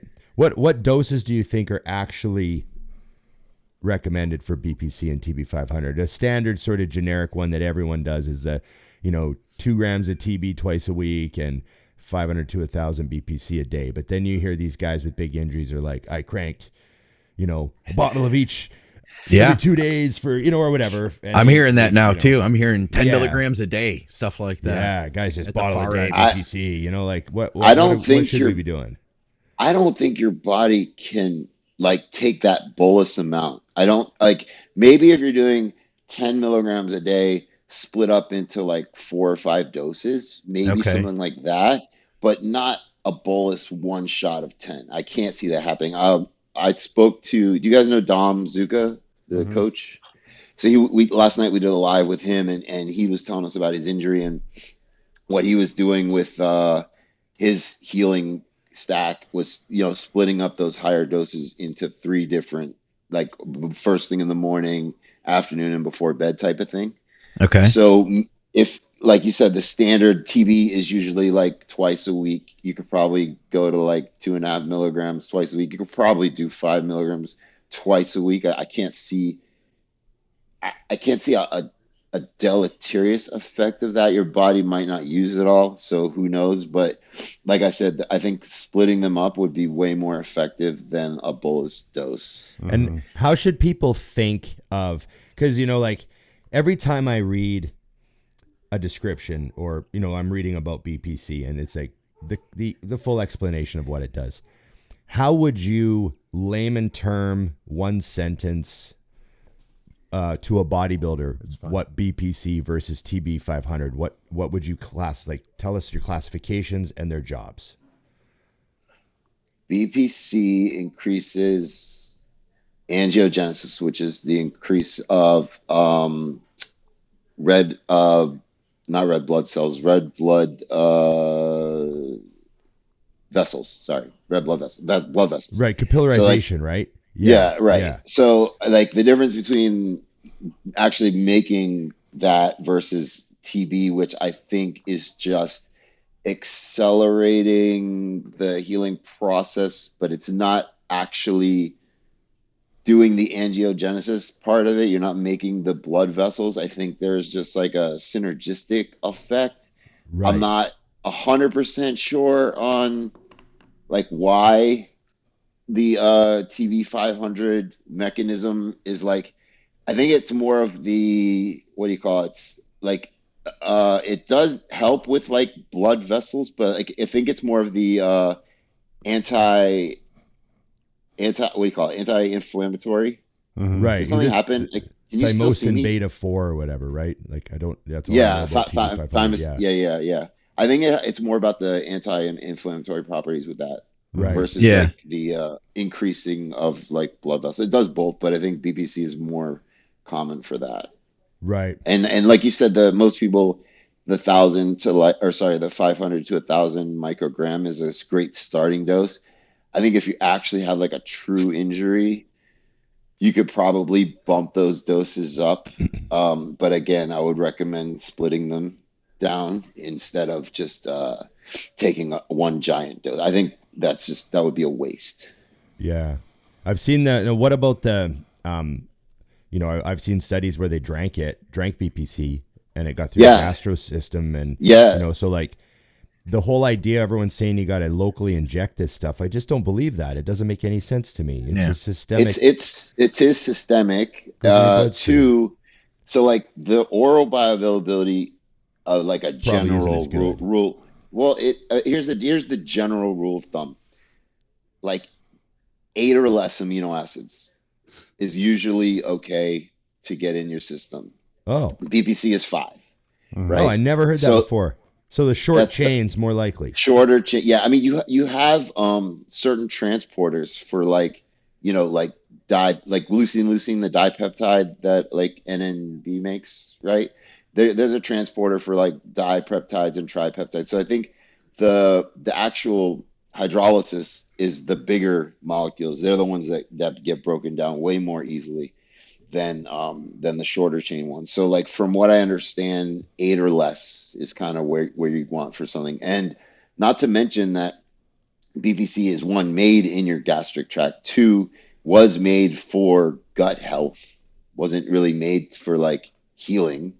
But I take it every day for the stomach issues because I've had like GI issues for a long time, and I think it's helping me along with there's another research compound. I always blank on the name. It's like lorazepatide, I believe. You guys heard of lorazepatide? Mm-hmm.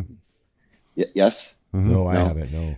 It's another small molecule class, but it's been researched as like helping with celiac Right. disease. Yeah, because I know the BPC guys are doing for Crohn's and colitis. There's been Yeah, some success there. exactly, Right? exactly. So this is a small molecule that they've researched for like celiacs, Huh. and I think that because gluten is not just in wheat, right? Gluten is a class of proteins that's in lots of stuff. Oh, Rice, so gluten is like not just in wheat. It is a protein that can be found in a bunch of things. I think that when I took my allergy test for gluten, it was not correct. So I think I might have some type of gluten intolerance. I didn't test positive for celiac, but since I started taking this product until the Retta trial, my stomach has been a lot better. And then I started taking Retta, and I'm like, okay, this is the worst decision that I've made in a long time for my stomach. So these new small molecules look very promising as far as for like people who have celiacs and are looking for, because like instead of paying all this money for like gluten free food, which I don't know, like I'm not a huge fan of like making food in a lab. I don't know, how you're like these like the we were in London, and there was a steak sandwich place that had a 3D printed steak, which Yeah, I was saw purely that. purely like vegetarian. I'm like, what is this being made out of Yeah. that you're but printing? it was vegetarian. It wasn't synthetic beef. No, no, no, no. That's something different, and I have bigger issue. I have issues with that as Okay. well. Like, what? Like, yes, you can. Like, we all know we can make proteins in labs, and we could grow organs and stuff like that. We know we have that technology. Why do we need to make artificial meat? I don't know the process yet, so I have to dig deeper into it. But I don't think that I can't imagine that is as good for you. I don't unless it's completely bioidentical, which it could be. I don't know. I just can't imagine that it can be, as healthy as eating a natural source of food. I just Agreed. can't see that happening. Yeah. But yeah, look into I think it's called lorazepatide. I think. I would look into those compounds for like stomach issues. And KPV is another one, which works really well for your KPV. stomach. Oh, okay. There's a lot So these are going all on just there. the initials of amino acids. Yeah. So like K is lysine, V is valine, P is proline. So that's how they come up with these names like GHK. It's just like the names of the single amino acids, and then Oh, CU fuck. is I didn't obviously even know copper. that. Most people don't. They keep it simple. But yeah, because like so BBC is not. BBC is actually a protein that it was named after, but a lot of the peptides are just the amino acid, the one letter amino acid nickname. Oh, it's so self-explanatory. Yeah. It's like Yeah, hilarious. And then is the number like the number of aminos in the chain? It's like that simple. like GHK94. well, just sometimes like not for like BPC 157, no, because Right. that's a specific Sure. thing. But like when we talked about HGH frag, which was specifically listed. What was it, 7.6 or 177? something.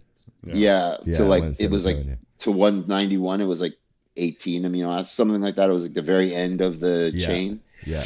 But so some of them can be named like that. But that's how these are. And then like we talked about, Cu is for copper. So like, and there are people that don't know that, and then Right. that Right. blows my mind too. Which obviously is, it's not English. It comes from like cupric, which is Latin. But I mean, it's still copper. Like it's on the periodic table. Like I don't know.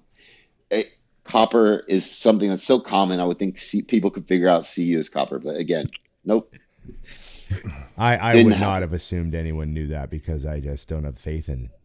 I don't have enough faith. Yeah, Oh I mean, man. I thought the education system in Canada is better though. At least you guys are using the metric system. Valid. I don't know about that right now. No. That's some questionable stuff. So where is this all going? what do you see like 10 years from now? Because I remember, I often think about this. I had an old bodybuilding friend, and he said, yeah,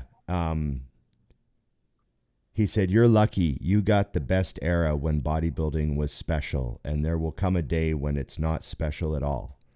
And I went, what do you mean? And he goes, the drugs you take have dangers and side effects, and eventually they'll get drugs that just make everyone healthier, and then there'll be no risk, and then you can take as much as you want, and then bodybuilding is not cool anymore because it's over with, and everyone can look however they want, and everyone can get ripped, and everyone can get bigger. And I was like, oh fuck, that day might come. Yeah, I think, I mean, we've seen it already in like LA, right, with actors doing these crazy transformations and staying on like growth hormone and going to these anti-aging clinics. And you guys like Tom Cruise is 60 or something, Yeah, something like that. And you see him sprint. He sprints like a 26-year-old man. dude, I just heard this story on a podcast that when he was doing his stunt training for like one of the new Mission Impossible, he's like, I guess, hanging on a building. He does all And those. so so instead of like getting off the building between takes, he trained his forearms by doing pull-ups so that he would have the strength to just stay on the building during takes. And so like he has a gym in his house, and someone comes over and they start talking. He's like, he could do 80 pull-ups. He's 60 years old. I mean, granted, he's like a shorter guy, but he could do 80 pull-ups. Can you do 80 That's pull-ups? wild. It's absurd. Yeah. So, I mean, and then you see like transformations like Chris Hemsworth, right? Like if that guy did not juice, like I can't, I'm not going to call bullshit, but he had to. I mean, he was a skinnier guy, super lean, but like a skinnier guy. And to get Jack to play Thor, like the way he did and look as good as he did, it doesn't look natural. I mean, I just think that we're in that era. Tell the story too. He did look awesome. I mean, dude, I remember when did Thor come out? Like 2012, 11, 10, something. Oh, like, yeah. But I remember it was like right when I got into grad school, and I was like, it was like inspiring to go to the gym. I was like, dude, Thor's Jack. I want him Jack like Thor. Like, that's funny. Just because, I mean, so I think to answer your question, we have all this stuff like already in the works for like anti-aging and things like that. And then now if you're talking about people trying to break that, that magical 300-pound mark or whatever, the myostatin angle right now with what's going on isn't the way, but we may or may not have something in the works that is something patented that can increase follistatin, which in a controlled way to reduce myostatin. So like there are ways to do this without messing with activin. So like that's something that is interesting to me. Right. If the data that I've seen so far in the mice is really, really good, and the guy who I talked to about this is taking it. Let's just say he's old enough to be my dad, and he gained like 4.5 kilos in like a month or something crazy. Nice. So like, right. So like this thing works. So what I'm doing is I'm getting an ELISA myostatin test done to see what my baseline is, because I have no clue, right? And that's not an easy test to just go to the doctor. You have to like get this. A bunch. Right. So I have to get this done, and then I'll have some samples of this stuff. May or may not have some samples of this stuff, and we're gonna see what happens. Nice. So I think that, and then the days of making steroids are over. I mean, like we've kind of come across everything you're gonna come across. Yeah, right? There's not going to be any new molecules in that. There's no energy being put into creating those, right? The energy is being completely moved elsewhere. Right. Like, and then even SARMs are like a dying thing. They haven't made a SARM that really works, and SARMs are having all types of issues with, LDL, the same issues that testosterone's having, which we know. We have 20-year studies on testosterone. We have what, a few years studies on SARM, 10 years Yeah. they've been around maybe, or whatever. Yeah. So I don't think that's the route. It's got to be in the other hormones that build muscle. That's the only other thing I can think of as far as, like, we talked about, like, a real myostatin blocker, or decreasing the expression of, is one way. And then everything else, I just don't see a brand new molecule coming out that's going to change a physique forever. Like we talked about Reta in bodybuilding, helping dieting, making it easier and things like that. If you're, your appetite suppressing, so you're not eating as much, and it's affecting, like, the way your body's using insulin and all these things. But, like, I don't think there's going to be some magic compound that comes out anytime soon to just make you a freak of nature, like, like a Ronnie Coleman type physique, where Right. you're just born that way and Yeah. stuff. I just can't see it right I'm now. sort of thinking along the lines of, like, a lot more people looking like Hugh Jackman or Chris Helmsworth. Right. Like, Oh, they're yeah. just being way more attainable. Like, I mean, I'm on this Reta, and I'm on this one peptide that does this, growth and protein everything. stuff, Like, and I'm put on 20 pounds of muscle. I'm I feeling mean, great. think like, about we average talked dude. about when the late 2000s, when peptides were first coming about, to now, where peptide is like a household name, and there's so many companies that sell peptides, so they're very, very easily accessible. Yeah. Until, like, these Trump tariffs with China happened, that's right now slowing everything down. Things are still pretty readily available, and you could go on almost any site, and if you trust them and you ask to see, like, their third party testing, and you know how to look at it, whatever, and they have valid stuff, they're accessible. You don't have to go to a clinic, but I've seen a lot of these clinics open that are willing to, like, prescribe certain peptides to help, as well as growth and growth and testosterone and things like of that nature. So, and then, of course, the other longevity stuff that we talked about earlier. So, people, like you said, walking around looking like lean all the time because they're on these peptides, and the cost is not crazy. Yeah. Like, it's not absurd to get, like, It's not like cocaine. I think that's a way worse way to get lean than a growth hormone peptide. It doesn't help to sleep. Yeah. No, but it probably is a good appetite suppressant. That would be an interesting study. Reta versus. Well, I think there's lots of appetite bikini girls that have been dabbling in that. I just God, you made me just lose my. People walking Bikini around. girls and So, cocaine. It's a good I like time. fit girls with cocaine, but no. I actually haven't touched coke in like 20 something years. That is not my thing anymore. It's not good anymore. No, well, I mean, stims are dangerous not my now. thing. I It's mean, that Mexican shit now. fentanyl, but no, but I think to your point with how easily accessible peptides are, the more and more knowledge that people are. Ron's still cracking up. The more and more people that are putting out information about peptides, the studies and things like that. People like Jay Campbell, who's written books about this stuff. He got to speak at this conference, multiple conferences. Our company putting out information constantly about peptides, just making people more aware. I think that you are going to see people, and they're not necessarily juiced up. They're just on these peptides and maybe TRT, and they look great. And I think that it's like you said, it's going to happen. You're going to see a leaner version of, America, I would say, if people really want, if, like, people can afford it and they have the desire to do it, it's going to happen. It's not just going to be the elite. I made a prediction that Reta, or maybe the Gen 4 or whatever the next one is. Bioglutide is the Gen 4, which is the oral. We just got broke it for everyone.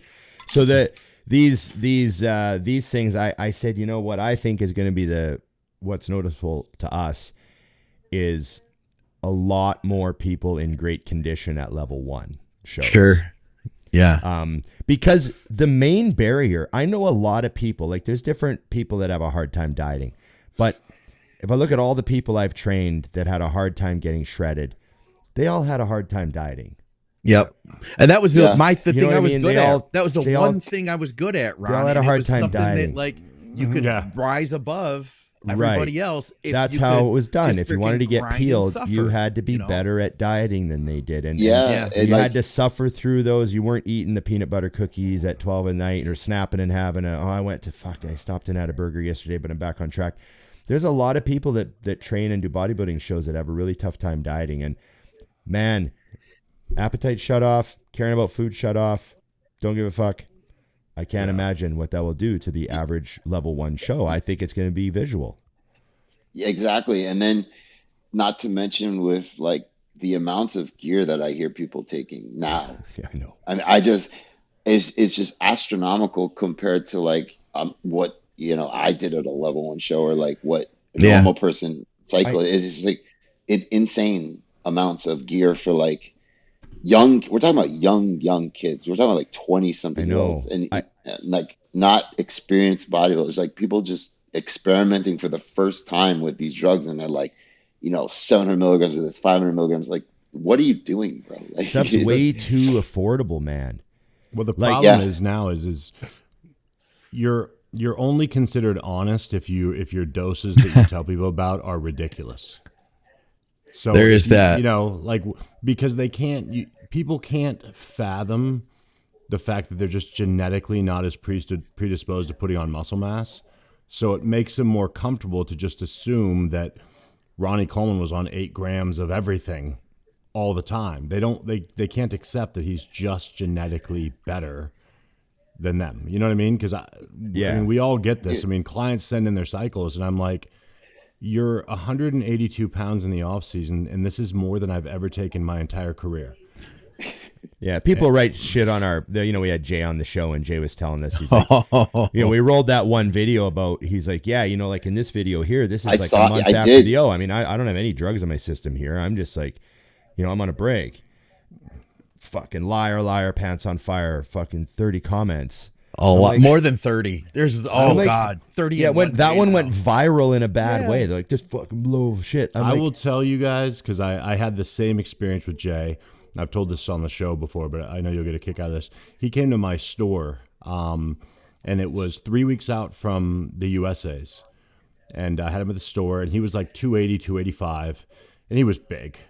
And he said, I've been off for a while now. I'm actually, when I get home tomorrow, I'm starting my Olympia prep. And in my head, even as someone that's in the game, I was like, this guy's so full of shit. Like, I mean, he is a monster. And so he left. And then I went to the USA's in Vegas, and I saw him in the lobby, and he was in a tank top and this like, was weeks later, pants. like 3 weeks later. 3 weeks later. 3 weeks later, not even quite 3 weeks, and he was insane. And I walked over and I said, Jay, what do you weigh today? And he goes, 315. And I immediately went, oh, God, he was clean. He wasn't lying. I mean, from 285 to 315 in 3 weeks. And that's when my mind understood there's different levels to this game. Yeah, and he's one of those guys that eats 1,000 grams of carbs a day and just can process it. Like, that's insane to me. I would be like a fat pig if I ate 1,000 exactly. grams. That's him on prep. 1,000 grams of carbs, and he's dieting. Yeah, that's just insane. Just how people are underestimate genetics, like to your point. But if that's probably the future, if we really can change your genetics, like with CRISPR, that's where I should have went. CRISPR. Oh no! If we can like really get this CRISPR technology, which we have. I mean, they've already done things where cut out the genes where you can't express. Just give HIV people a little 10-second. What's CRISPR? Just boom. CRISPR is just a gene editing tool, right? So it can cut out parts of your genetics that express certain things. So, like, if you can use CRISPR to, take out a gene that causes you to release a lot of insulin, or it causes you to store because you store fat because you have more of this, or ghrelin that makes you hungry, or whatever the thing is. If you can really alter somebody's genetics to have like a super baby, how Yeah. people want these like super athlete type kids. I think CRISPR would be the way of if that ever becomes like super affordable and they nail it down, you're just going to see everyone walking around with abs all the time and just jacked. I remember being blown away by I was watching this program. It was like a nature program, and the guy was standing in this giant warehouse. Like, think of the end of Raiders of the Lost Ark, right? When they put that box, in that giant warehouse. He was standing in like that size room of just filing cabinets, and they were to the roof. It was like something you'd see in X-Files. And he's like, I'm in the United States Hall of Records or something. It was like fucking crazy. And he goes, this is where we're at with gene editing. And he grabbed the ladder, the rolling ladder that goes up. Yeah. And he climbed up and he opened a drawer and he pulled out a file. And he's in like a room of 100, like a million files, right? And then he puts another file and he goes, that's what we're doing now. And he closed the drawer. He said, we're taking out a gene and putting in a new gene. So what we can do now is we can take a pig, we can remove the hemoglobin gene, put in a human hemoglobin gene, close a drawer. That pig makes human hemoglobin now that we can take out and put in a human in an emergency. That's wild. Yeah. And you're like, oh, shit. And this was like, ages ago. Yeah. We were doing that like 20 years ago. So can't imagine what we're on the verge of with CRISPR. But I think the affordability of it is right. is it probably cost $20 million to make that pig, right? Yeah, because I mean, you can from my understanding, you can delete pretty much. We know the human genome, so like you can delete pretty much any part of it that you want to. You it's could just change a matter your eye of, color, couldn't you?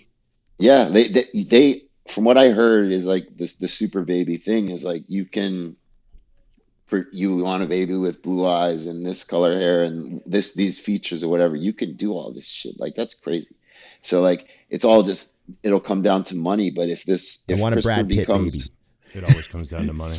but if CRISPR becomes, accessible to everyone, just like, people can buy the technology and do it like, I don't want to say an at-home type of kit, but something along Maybe those in lines. Turkey, Or like we go to Turkey for Go it. to Turkey, Yeah. get your hair done. to get your hair transplant, they also Little do genes. the CRISPR stuff. Yeah, exactly. Yeah. So like if that ever becomes a thing, that would revolutionize like the human race, probably, as far as like Well, I think we'd diseases and splinter things. into the haves and have-nots would be very apparent.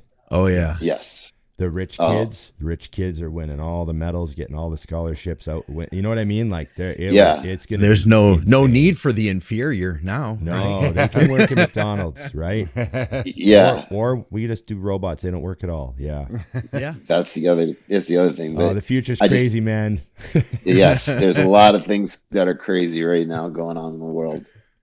But whatever, I'm happy where where I am right now. I'm very happy that we did this podcast No, together man. and got to It was catch awesome, up. man. I will Appreciate see you guys at the Olympia, right? For Yeah, sure. sir. I'm Yes. very, very, very happy to have you on. We went way longer than we ever intended. Like, we lied to you Oh, a yeah. lot on how Like, long this would take. I It's kept coming around to, okay, I'm going to try and let him go. And then you'd be like, so then we got this, and, or we could just do this. And shit. I know, dude. So- I have a crazy idea, and like I can't See, share like this. I was yet. about to let you go, but go ahead. But like I have this super thing that nobody's talking about that I can't even post about it because I want to be first to market to it. Okay. And like I am so excited for this product as far as like the strongest of the fat burners that there will be. And it's like they're the top of my list right now. It's in the top 3 of things I want to develop. And like I said, if I get to go to Wuhan, hopefully soon, I got to get a visa. Oh, of to go all over there. cities, Oh, yeah. I didn't pick of the all lab. the This is cities in his lab. China, Well, where do you going to think all the labs- Wuhan. Why do you think, Ron? That's where all the That's where all the labs are. Yeah. Hello. Careful This over is there. I didn't pick the lab, but this is where our chemist has all. I'm this sure if stuff you set wear up. a it's mask, amazing. you'll be fine. Yeah. You'll have a blast. I've been to Shanghai. China's Yeah. unbelievable. I highly recommend everybody visit it. You'll never. Yeah. You can't explain it. if I can make the flight and survive it, I go there. The top of my list is this thing, and to get it out to market, I think this would be a game changer. I think an injectable SLU is going to be a game changer that I'm working on. Like just so many things that are like they're now possible that I can actually do instead of trying to find some natural source of something. That's what I'm really. I got a That's what Chinese I'm. lab.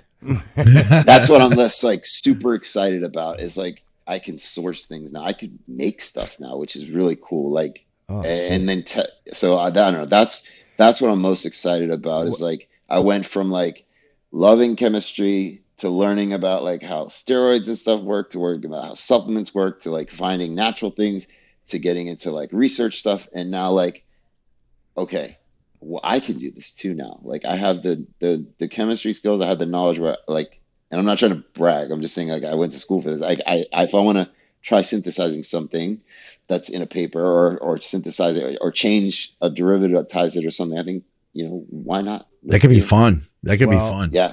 I'll leave before we let you go. I'll tell you there's one more thing you need to add to your list. You're doing a fat burner. You're doing the myostatin alternate route.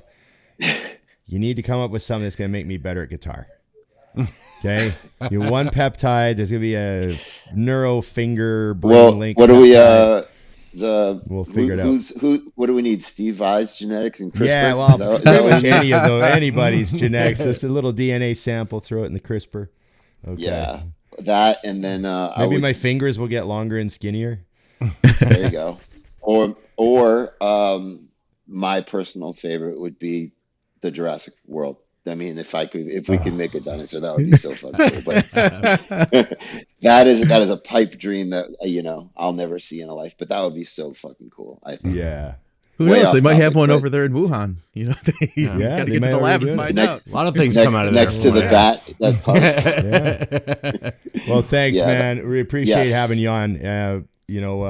I was excited because I had a lot of questions. I mean, this peptide stuff. It's a lot for people to take in. Like, it's overwhelming. There's a lot of them.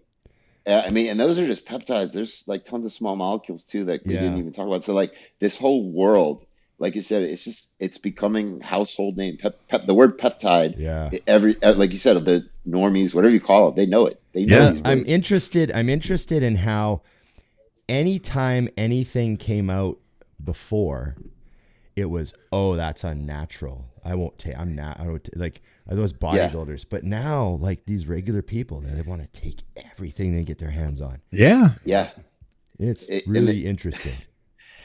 Yeah. It's like I said, it's some of the peptides, because some of them are naturally occurring and stuff like that. You really are just signaling your body to make more of something or less. I mean, insulin is a peptide, growth hormone's a peptide, these are all natural things. Every enzyme in your body is a protein, which is just a peptide that takes a shape, right? So, but yeah, as far as them being synthetic, yes, they are synthetically made.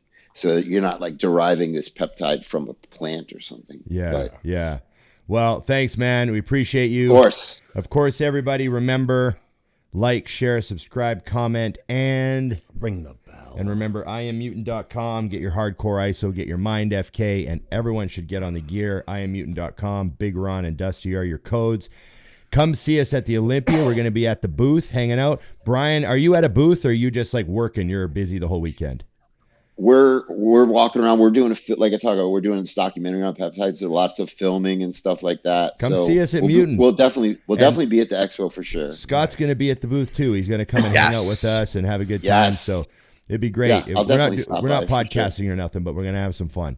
So come and for hang sure. out. I'll definitely say I haven't been to an Olympia in a few years now. Since I think before it actually went to Florida during COVID, I don't think I've gone. I went to the Arnold after that, but I haven't been to the Olympia since. Are you going to bring Christina?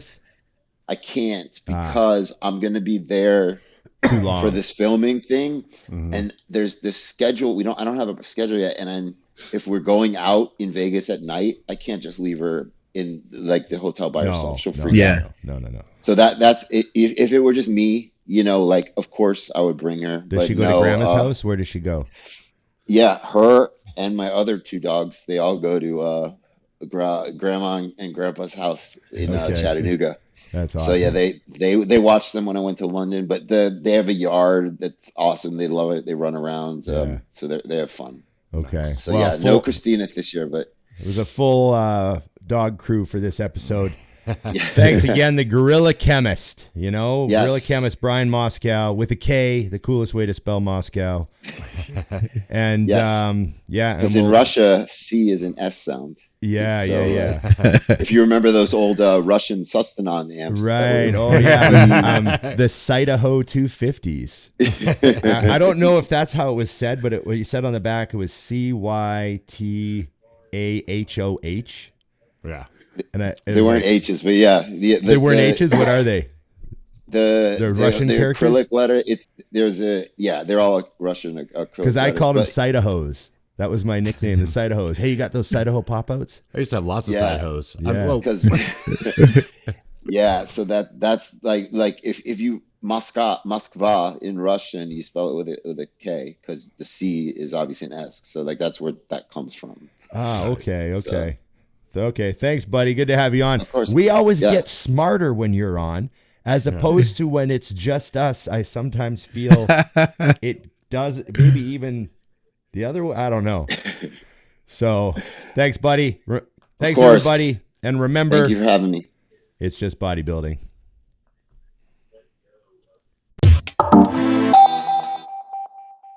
Wanted the new finish one, but the road worn one's super cool. I personally dig the road worn, like the relic look, because it's supposed to be like a 66, you know. Yeah, but I get both sides of the coin, you know. Something that looks brand new is cool. Like my Mustang is cool, looks better finished. What's your Mustang look? What color is your Mustang? Oh, it's the Sky Stang. It's you have the Sky Stang. Oh yeah, hold on. Give me You got 2 the seconds. cherry pick guard on it, just like Cobain had too. Oh yeah, Obviously. bro. You're talking about my idol since I'm 12 years old. Yeah, you got a humbucker in there too. You do. You got the Sky Stang white- from, Cool, Yeah. dude. from the In Utero tour. Yeah. And then you know. So those not are to so make- just for let's give Dusty and Scott hold that for a sec. Let's give Dusty and Scott just a little lesson here. So this is Kurt Cobain's most famous guitar. He had this weird Arguably, fucking yeah. used Jaguar that was all modded up and fucked up. He bought it off a used. Martin Jenner apparently was a guy- left-handed guitarist Yeah. from some Christian rock band. And they think it belonged to the guitar player from the Everly Brothers. Really? Yeah. I didn't Yeah. know that. I Yeah, know all 'cause the it- other stuff. it Believe me, came- Ron, I was a he bought it huge used. Nirvana fan. Oh yeah, I know. So like all this stuff is modded. It's all these are not modded the and original. rewired, and so This they is did all the rewired. Cobain issue, the one on the wall there. They did this Yeah. guitar the way Kurt had it wired. Like the switches do things that are he just wanted it switched. So Yeah, it's And fucked up. the neck too. It's got this, Stratocaster size. It's got a Strat neck on it. Yeah, it's a really And, like, it's a it's Frankenstein bound. guitar. It is. It's one of my favorites. It's heavier. This one is a lot lighter. Yeah, than the Okay. Mustang. And if you see, it's got like the huge headstock compared Yeah. to the other one. So my SG, which the SG is way lighter than the Jaguar. Oh yeah, the it's Jaguar. like a pound. Yeah, I like it personally. But again, this is super light. Like if you're just trying to Yeah. like punk rock swing around, I really yeah. like this one. Yeah, so And then- Cobain, this was his Nevermind tour guitar. So if you see any footage from the Nevermind tour, which was like, the big blow up era, he's playing Yeah. this Jaguar a lot. It's his main Or guitar. this one. Yeah, that I made. that's what he recorded the album Nevermind with, is that one with that. Wow. And that sticker on there is like, that's the sticker Kurt had. There's a guy that reproduces them. Nice. Yeah. And I did remember all- that sticker. Relic and in that my- Strat actually did get smashed and Well, destroyed. this one got destroyed twice. Yes, the it kept one in putting the new necks on studio- Yeah, so like the Fernandez neck was the last one, but this Yeah, one he is knows. actually like a Strat. Yeah, So I made this as a project. I tried to do it as close as possible. It looks like it. From what I remember, then- I hadn't seen it in a Oh, while. it's awesome. It looks great. Your guitars look awesome. And then the blue one was the Sky Stang. That was Cobain's favorite guitar on the In Utero tour, which was This his last is tour, the right? cool Oh. 101 though. You got them all, That's- dude. Yeah. Dude, So the I unique made- thing about that is you've got that's a right-handed guitar that Kurt flipped over and restrung. So that's why you've got it that way with the pick guard on top, because it's fucked up. Because Kurt was all his guitars were fucked up. Yeah, so this is not a Martin, this is a Sigma. So but you just made it look Squire, like, yeah. But it's a 79 Sigma. It's not like a new one. Yeah. And these are actual vintage pickups. This is actually a vintage Bartolini pickup. It looks perfect, dude. Dude, I think it's as close as you can get to a lefty one that I've ever seen anyone do, and it sounds fucking like amazing.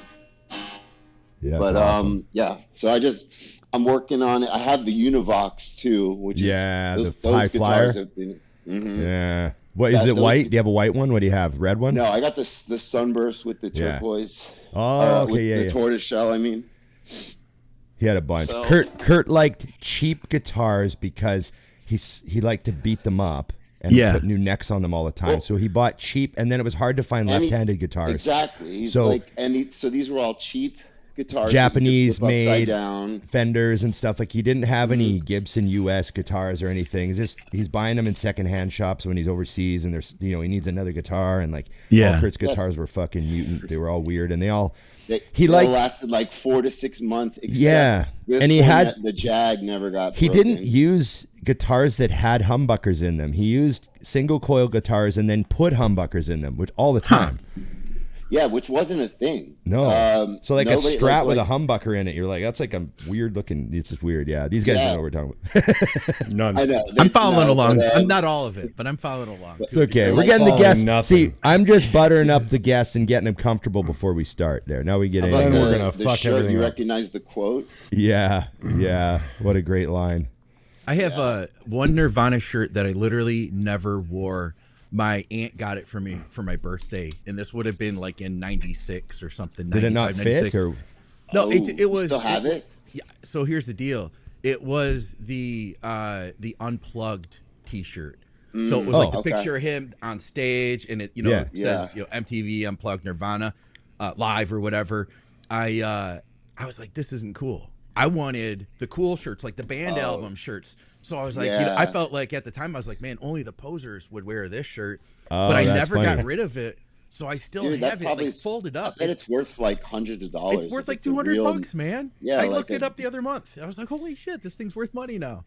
Dude, it's crazy because I see kids like when I'm on campus sometimes, 20 years old, 19, wearing Nirvana shirts. I'm like, you weren't even alive when he died.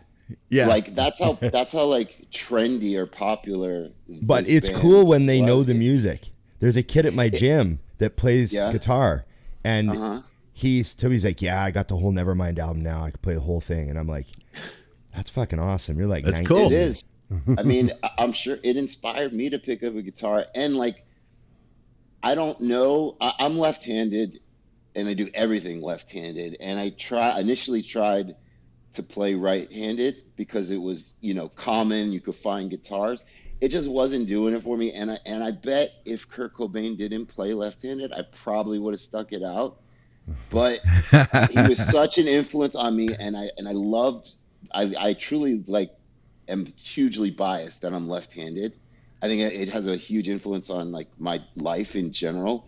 So I think if he hadn't been left-handed, I probably definitely wouldn't have all these lefty guitars, wouldn't try to see what I can do. But I am so much more comfortable playing left-handed. It was crazy because you would think your stronger hand would be better at fretting, but for me, it's so much easier to keep rhythm. I get it. Yeah, it's like me. I'm right-handed. So Dusty's a hockey. Which if I have my left hand down on the stick, that's shooting shooting right? left-handed. Yeah. So I'm right-handed, but I shoot left-handed in hockey for sure. Wait, so then do you golf left-handed because it's the same thing? No. Huh. That doesn't even make sense. If you give me a hockey stick, and you tell me like, hey, take some shots at this net, I will my wrist shot is left, snap, snap. Yeah. So like I play lacrosse, right? And so lacrosse is an ambidextrous sport, but I play goalie. So I play left-handed, right? So you hold it like this, I catch it, I throw left-handed. It's very hard for a goalie really to be ambidextrous. But when I played hockey first, because of the motion you're talking about of the left hand being on the bottom, I played goalie right-handed with my left hand being the glove, which is odd because, I don't throw right-handed. Right. But just because of it was easier for me to like move a Use the puck, with yeah. the stick. Yeah. Yeah. So that's that, and like brushing my teeth, oddly enough, are the two things I use my right hand. But I read this cool study years ago that if you do something with your non-dominant hand once a day, Yes. he knows. Yep. You do something Crossover with shit. it causes like your brain to use parts of it that haven't been used before. I quite often will try to brush my teeth. Like okay, I'm just gonna finish off with my left hand. Like I do that. You I don't know. finish off with your left hand. Huh? Yeah. I get it right to where call I'm that the almost stranger. done. Right till I'm almost done, and then I finish with my left hand. Then I can say that I'm ambidextrous. There you go. Oh, The last 5 seconds. Yeah. This will get dropped in with no context. Yeah. Okay. Yeah, exactly. Well, it was good talking to Tarzy, man. That's awesome. I'm glad you brought it and showed it to me. I'm wide awake now. Yeah, I know. So- I knew you would appreciate it. Yeah, That's yeah. why I had to bring them all out. I wish I had them hang on the wall like you do, but I'm moving soon, so I didn't want to just like put everything. But I have 5 now. I'm trying to get possibly a 6. I want to hang them up like you have. It just looks super cool hung up. Right. Do you have a bass? You Yeah. need a bass. I got the Thunderbird down there.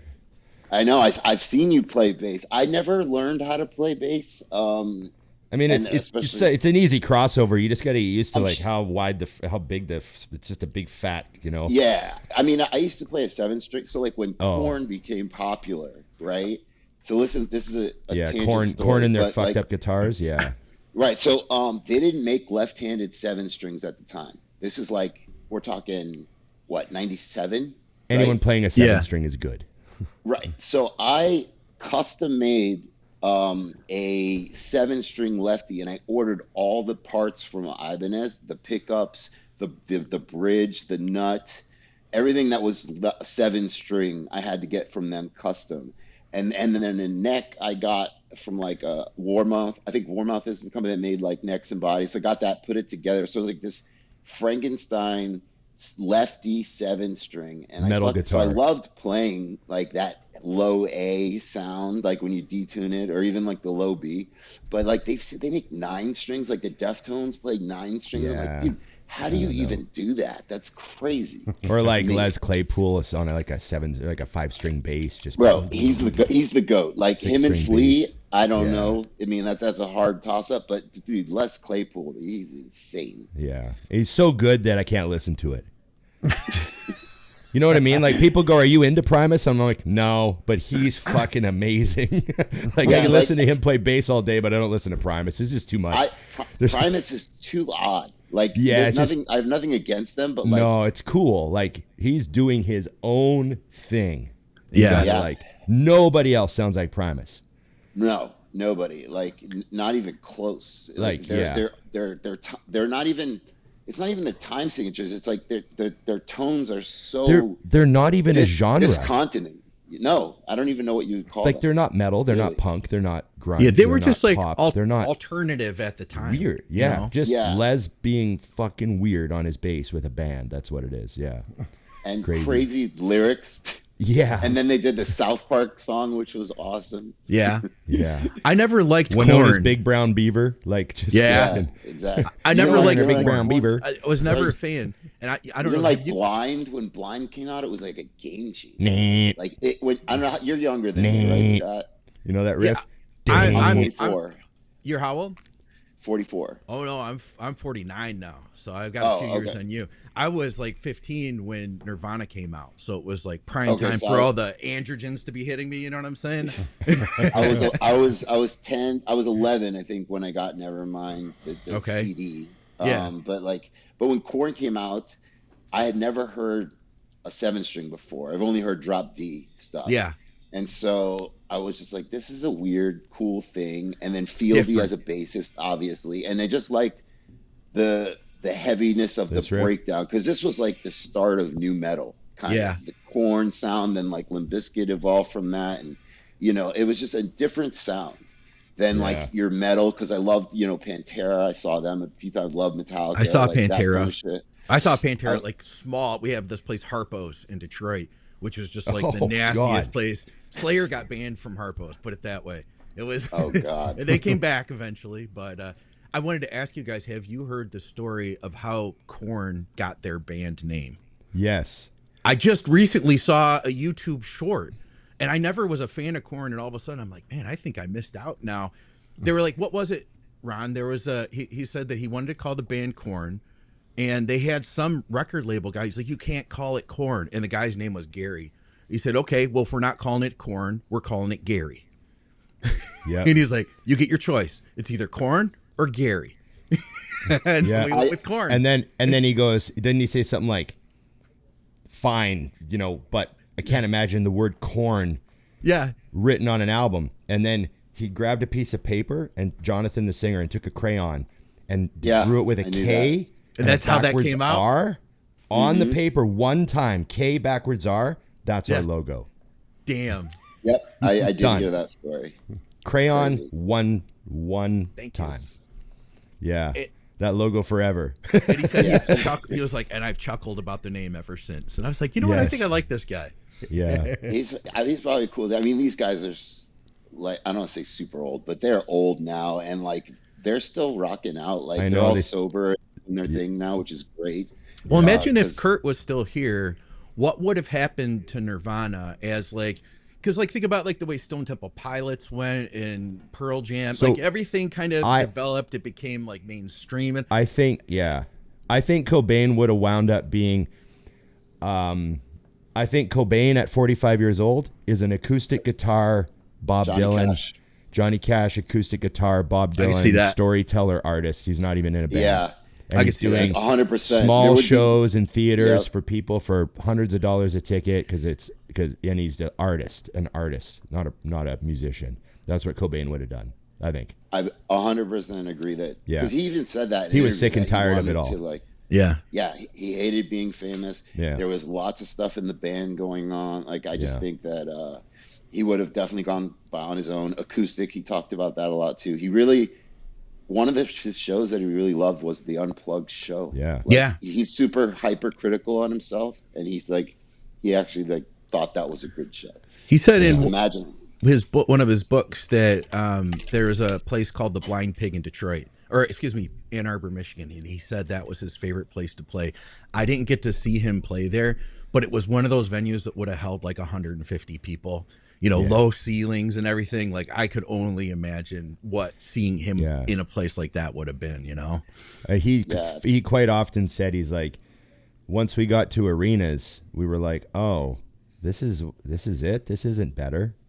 No. Yeah. This isn't better. The clubs are better. This is This is the big business now, and this is not the same. He came from the small club, Punk kids clubs. stage diving, like yeah. jumping out in the crowd, Bouncer interacting, sitting right on stage. yeah, you know? like letting people enjoy the show. If you have like a couple hundred people, that's a fun time. I've been to small shows; they're a lot of fun. You go to an arena show, with like 10,000 people or whatever. You're in a seat maybe, which sucks. Yeah. Or if you're on the floor, there's so many people. As an artist, I can't imagine it's cool unless you're just a huge egomaniac. Yeah. Well, Like, how all these adrenaline people- is. Like, adrenaline does feel good to people. Like, when you walk on stage and a crowd cheers, you're like, and I can imagine that at that level, you'd be like, the arena's all right. Yeah. Yeah. And then, your agent calls you and goes, yeah, we did 75K at the gate. You're like, Yeah, I'm okay with that. That's good too. or Yeah. 200K at the gate or Yeah, whatever. I was gonna say, a lot more than that these days. You know what I mean? Look at Foo Fighters, man. Tickets for Foo Fighters when they selling out arenas minimum are like a couple $100. Yeah. And like, Yeah. I mean, obviously they're a great band, and they've come such a long way since fucking 94 when their first album came out. I think. Yeah, 95. If I remember that, right? Something like that. Yeah. It wasn't long after it was over. The Foo Fighters Yeah, he came up because with that Grohl album. was already writing songs 95, towards I the think. end of Nirvana. But My favorite Dave story is when in his book he says that after Kurt died, his whole world was like, he was like, oh, what the fuck am I going to do with my life? There's no way I'm ever going to be in another band that good. Because he still thought of himself as just a drummer for hire. Right? yeah, he Like, I just got lucky absolutely. and I was in Nirvana and now it's over. Right? Yeah, because he So- literally said like, I'm in a band that's had 5 drummers in like 4 Yeah. years. Like, You Yeah. know, how important am I? Yeah, and so he, he wound up having like the best 3 years of Nirvana, and then it was over. And so he was like, I got to get out of here, because he said everything reminded him of Kurt, right? Everything reminded him of Nirvana. So he went to Ireland, and he went up into like the rural area, and he just wanted to go like get away from everyone. I don't know if he's got relatives there or something, but he was in Ireland in the middle of nowhere, and he rented a car, and he was just driving the seaside highway in Ireland. He was there for like a while, and he saw this hitchhiker, and he was thinking, man, like, this is so nice to get away from everything that reminds me of what was going on. And he saw this hitchhiker in the rain, and he was like, fuck, I'm gonna stop and pick this kid up. I don't know what it's like. He looks like me, kid, long hair. He's got a backpack. He's in the rain, middle of nowhere. He pulls over. Kid's like, hey, hops in. He's got a fucking Cobain shirt on of the Unplugged concert with the guitar. Yeah. And he's like, oh, I can't get away from this. And he said he realized then that he was running from something that he would never escape. Wow. Because if he can't get away from it in the middle of fucking nowhere, then he might as well just go home.